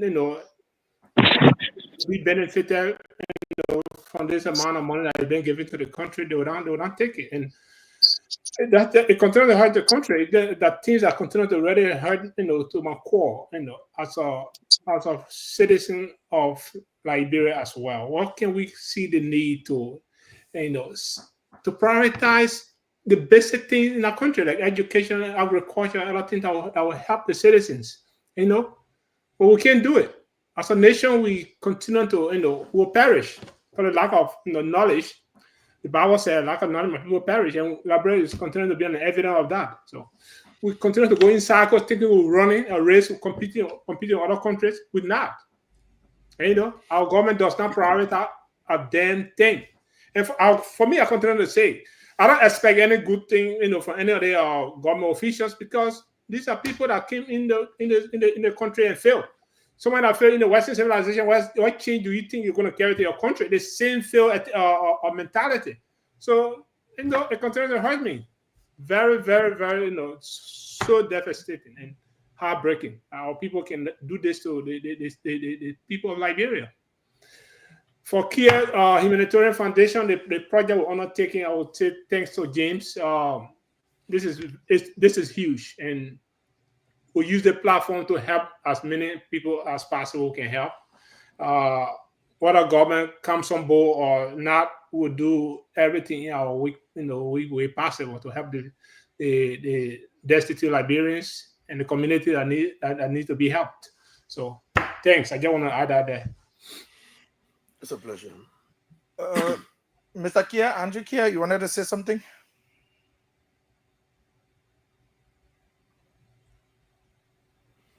Okay, your mic is muted. You are muted, Mr. Kia. You're muted. Oh, okay, I'm so sorry. Okay. Again, the president of the Republic of Liberia and the rest of government officials who have the time listening to the radio, listening to the platform. I think this is not only a wake-up call, but this is going to be a national anthem of issues being lifted every day. One of such issues to be lifted, or few of the issues to be lifted, is the issue of agriculture. Agriculture is going to be a national anthem. We'll continue to raise it. And as much as we beat on George Weah on football that was his niche, that he failed to develop in Liberia. Football that he failed to even get Liberia to the World Cup. Football that he failed to even get out to the African Cup of Nations. Football that he failed to develop individual Liberians.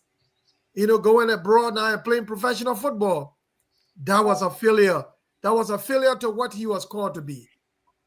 So it is with President Boakai, a man who served in a key institution of the country that could bring relief to our country. It's the agriculture sector. We will continue to hold his feet to the fire and his government as to the seriousness they bring to the table. So we've seen even the decrease in whatever that has been included in the budget. We see how it undermining even his own efforts supposed to be. That's up to him. But again, at the end of the day, and day by day, we will continue to re-echo this concern. Agriculture will be a complete conveyor belt to his economic freedom. I mean, the economic freedom for that country, the economic stagnation that nation is faced with. Agriculture could be that particular touch that could bring joy to the people and the success of the government. So we'll continue to hold a feet to the fire. So I want to thank all of you. Let this be a continuous call and advocacy for our own people and for all of us. Thank you. Yeah, this moment, let me help to make this point. I think one of the problems we continue to face as a country is the political culture we've cultivated and the kind of development model we have. Trust me, as we progress to 2029, most of what you are going to see in the fiscal budget that will be presented to 2029 will be reflections of political aspirations and convenience, probably for a government, or political actors that want to retain power. I was looking at the budget, and it tends to, bother me why religious, because there is a news around that the lawmakers are wanting additional seats. So if you look at the budget, Legis is moving from 1.4 million in 2025 to 2.6 million. What? So is it that we have invested in Legis because we want to create more political seats, that's to create political convenience, for political actors? So you will see that the government will become more concerned investing into areas where they can have political convenience for probably a second term, than investing into public sector investment area or productive area that will sustain growth and development. So because of this syndrome, political syndrome of preserving power, you will always see, instead of us utilizing the national budget as a conveyor belt, like you said, or as a vehicle to advance our country, we use it as a political tool, which is very sad. And I think we need to really look at this kind of political culture, because it does not enhance national development. I just want to make that point. If you look through the budget, you will see there are too much of unnecessary spending, and it all boils down to misplacing national priorities. Priorities, yeah, you're right. Ryan, comments? Well, every time we come to this part of the discussion, looking at the agriculture sector, for me, I always do it around the agriculture and the health sector in our country. Because over the years, we keep seeing the same old thing repeatedly, the same thing. And what is lacking is innovation. I'll give you one typical example. In 2013, I had an opportunity to secure some textbooks, computers, decks, and you just name it, from Dr. Adaman Salif. I was doing small PRO for the Heart Foundation. Dr. Salif gave me a container filled with textbooks, computer. And at the time, I had no plan to go to Liberia. I was friendly with someone who was then friendly with a representative from River G. And so I called this representative. I said to him, look, this is a golden opportunity for River G. This container is filled with textbooks, with computers, and anything you can think about. You guys got duty free. If you agree today, I'll send you all the documents. Tell me when you want the container to leave from America to you. I'll make sure everything comes. Ladies and gentlemen, I waited for that representative. I waited for 3 weeks. I received a call from Dr. Salif. He said, Gerard, I told you your people are not serious. The university can't keep the container for the longest. So a group of Nigerian students in our community engaged Dr. Salif, and they took the container to Nigeria. Liberia lost an opportunity because we had a representative who lacked innovation. We talk about the agriculture sector. Do you know that Beta Cola in Sub-Saharan Africa, in places like Ghana, Ivory Coast, Guinea, and Ghana, that Beta Cola make millions of dollars because of its medicinal purposes? Bitter cola alone making thousands of dollars now between Senegal, Ghana, Cote d'Ivoire, and Guinea. Mhm. Look at our country. How many persons are making money from bitter cola? How many persons are making money from bitter cola? How many persons are receiving subsidy from the government to improve their agriculture product, or to give them the opportunity to make more, enlarge their farm or do something to improve the agriculture sector? Nothing. So what is lacking is innovation. And when the guys come out here, when cabinet ministers come here, they sit down in one little, they sit in the basement and have a conversation, say they met with Liberians in the diaspora. That's myth. When I was in North Dakota, we talked to a few government officials. I personally talked to Mayor Koji. I said, Mayor Koji, the city mayor, the mayor for the mayor for Mohair, Minnesota, and Fargo, we are friends. You come to America, see if we can organize a sister city relationship. I will help you along the way.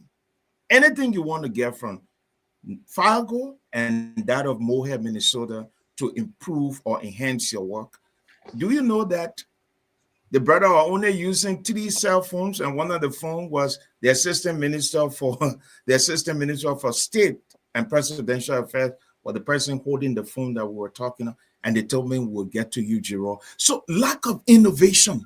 So like Johnson said, every time they make this budgetary allotment, the time you will see that the allotment will be proactive is during the election season. He talked about leges. So are we going to go back to where, I remember a situation where Lena Thomas Greenfield had to step in as it relates to the threshold bill, because if they were trying to create more seats, what do the Liberian people stand to benefit if we have more seats when in fact teachers' salary cannot even commensurate their work? Look at Dr. Look at the medical sector in our country. So it is a shame. And the thing that hide the most, gentlemen, is when these cabinet ministers come to the diaspora. They sit in the basement with their good friends or some of their constituents, and then they say they meet Liberians in the diaspora. Just quite recently, the information minister was here, the finance minister was here, few other government officials, and to my utmost surprise, I thought they were going to use the opportunity to say, Gerard, we want to come on Kia Radio, we want to come to these different radio stations to be able to talk to Liberians in the diaspora, some of the things we are doing, but nothing.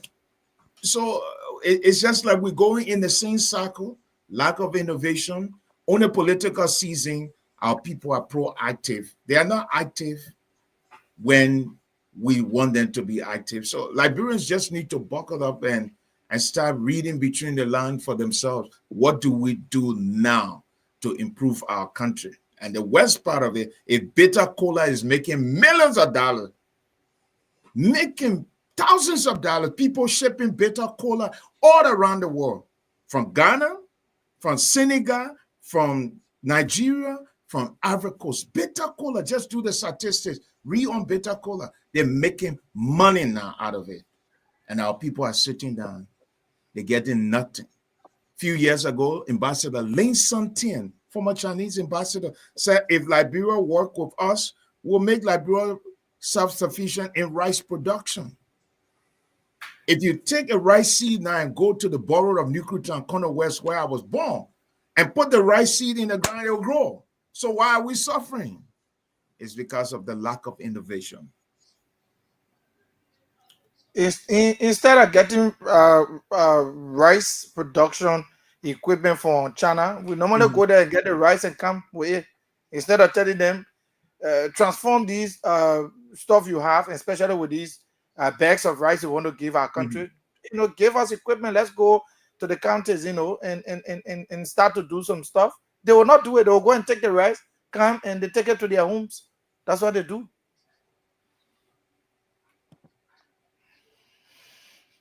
General? Yeah.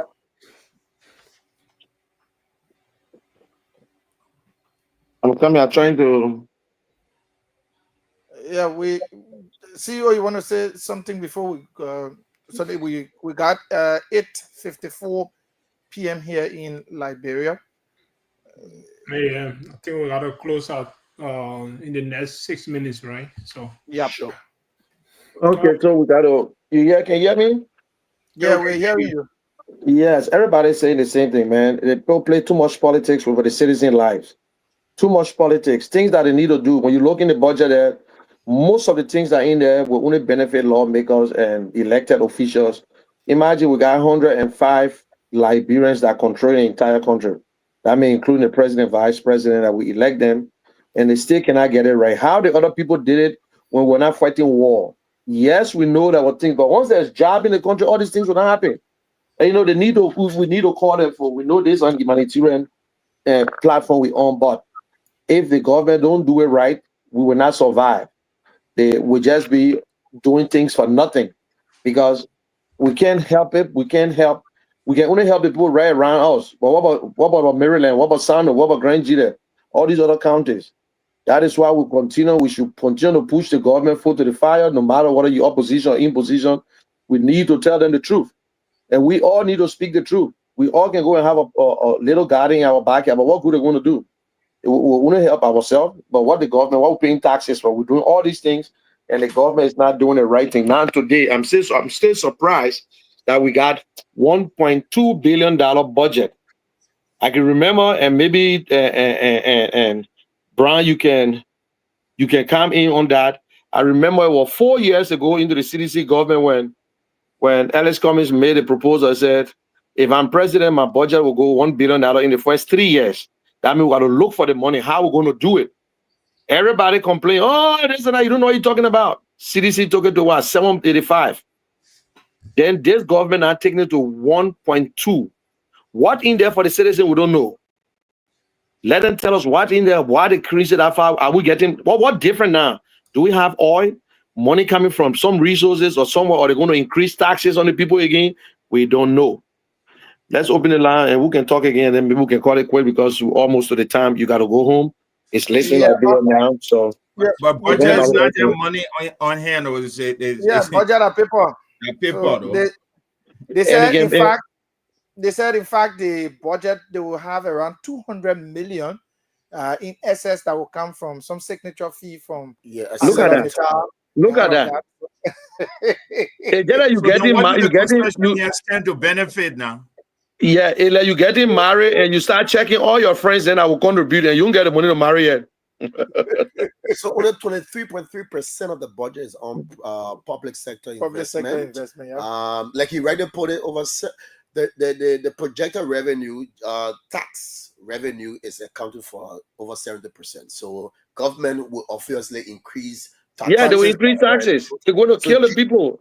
Yeah, GST, general service tax, will be now moving from 12% to 13%. So Johnson, how do they expect the radio stations to make money for an advertisement when they're going to in fact, Cummings is even difficult here. What is happening is that sorry to say, but I think I'll use it. Every Tom, Dick, and Harry will just open one page, and even the government people doing it, they open their page and go live when they're having issues, and they don't even come to radio stations. They just, use their pages. Yeah, all the ministers got Facebook pages. All the ministers. Oh. They got their own TV. They call it their own TV. They will listen to Care Radio. Will work extremely hard with you guys on the ground, and they'll be compared to listen. If it means that we got to talk to Brother Chris, Brother Andrew, the General, and you guys, we love it and get some programs here to buttress your effort to be able to sustain the radio station. Will do so because I don't see how some of the institutions will survive in this kind of fiscal budget. It's going to be a tough one. Yeah, so the marketers will start increasing 3 pot of pepper for $25 or more than that. Let's say we see something in the budget for education, agriculture. So, oh yes, they're doing something. But looking at budget, the president office increased. Everybody increased from 30,000 now it's 100,000 for lawmaker. Imagine you using taxpayer money, give it to lawmaker to go campaign against the taxpayer again. You know, it's so sad.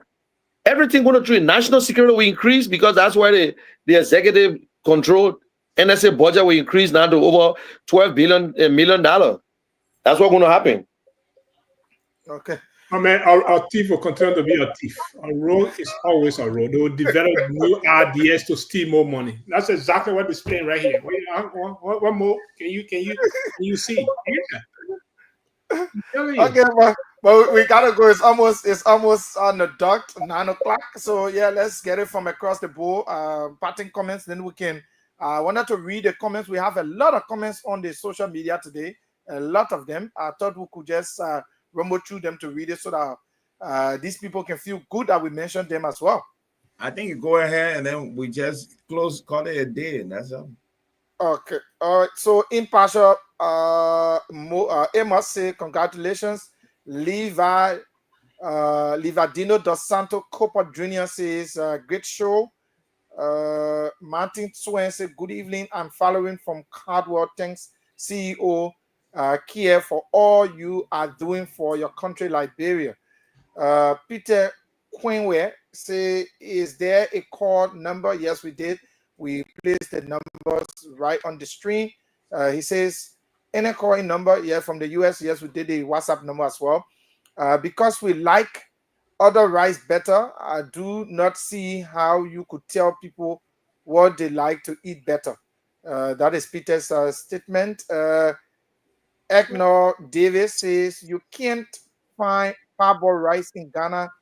GH, only white rice. Yeah, that is what it is. Peter comes back to say, we cannot legislate what people like to eat.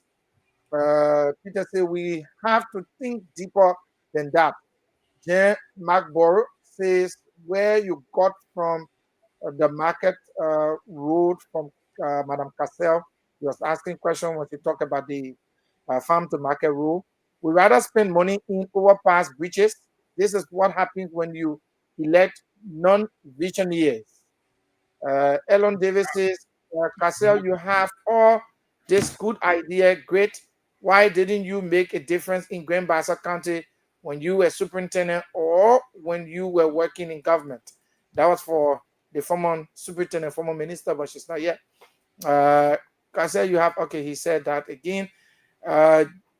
Gent McBor says, farm to market road. Thank you, President Weah, for introducing this to our conversation.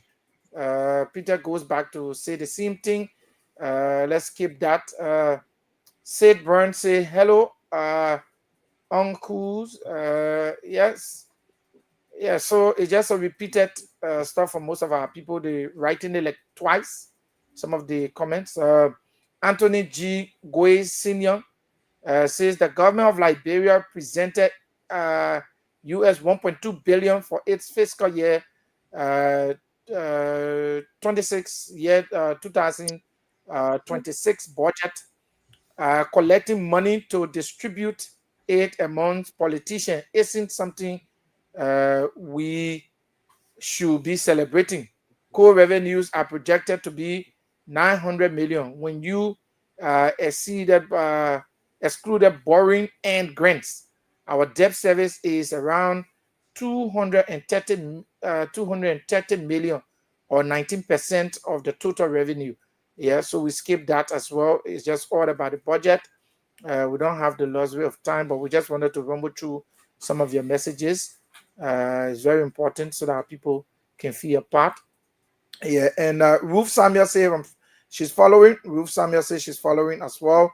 Yata Stella Harriet say, why is the bread basket loafer building housing project rather than agriculture? I think they're talking about the president's project in it now. I said everybody just becoming political, but let's go back to you people here so we can go. Yeah, thank you so much, James in studio. Thanks for coming on, Mr. Kia, the general. Jonathan, thanks so much. It was a wonderful show. We love it. This will be the beginning of many to come. We want to take this platform to also address some of the ills in the government and some of the things that they're not doing right. We will continue to bank on the door until they open it. So we want you guys to be part of this platform as we go along. So this is a collective effort. So we're looking forward to many shows like this in the future. Thanks again. Bye for now. Thank you. It was a pleasure. General, any other thing? We closing up. Well, thank you very much, man. I think we covered almost everything, and we'll wait to hear from you guys next week, Sunday, and we'll hit on agriculture again and also national issues. Thank you very much, and be safe out there. And James, thank you too for everything. We'll be watching and be waiting. Thank you. Ryan, comments? Well, thanks so much, gentlemen. We look forward to another wonderful presentation next week by God's grace. And James, thank you, and we wish you well as well. Mr. Andrew Kier. James, we got a lot more to do. So here's the beginning. Okay. Thank you. Well, I think it was a very beautiful show. It was a very beautiful show today. We look forward to another beautiful edition next week. James, after your program, you have to go back to your root coming on the radio. So we expect you to come for more contribution. And guys, I want to say thank you to all of you. The concern of going back to the soil should be a national anthem. Educating our young folks should be another key concern, and the government is going to listen. Trust me, we will continue to sound the bell. And if you don't want to be embarrassed, you will definitely also heed the call. And it's a reasonable call that we are all making. We believe that the government will follow. Thank you. Okay, so that is it. Yeah, we wish all of you well in the United States, and we look forward to continue these conversations. My name is Morris Desmond Brown, of course. Next Sunday, we hope to be here as well to continue doing what we love doing best. Until then, I love you all. Let's keep the peace of our country. Thank you.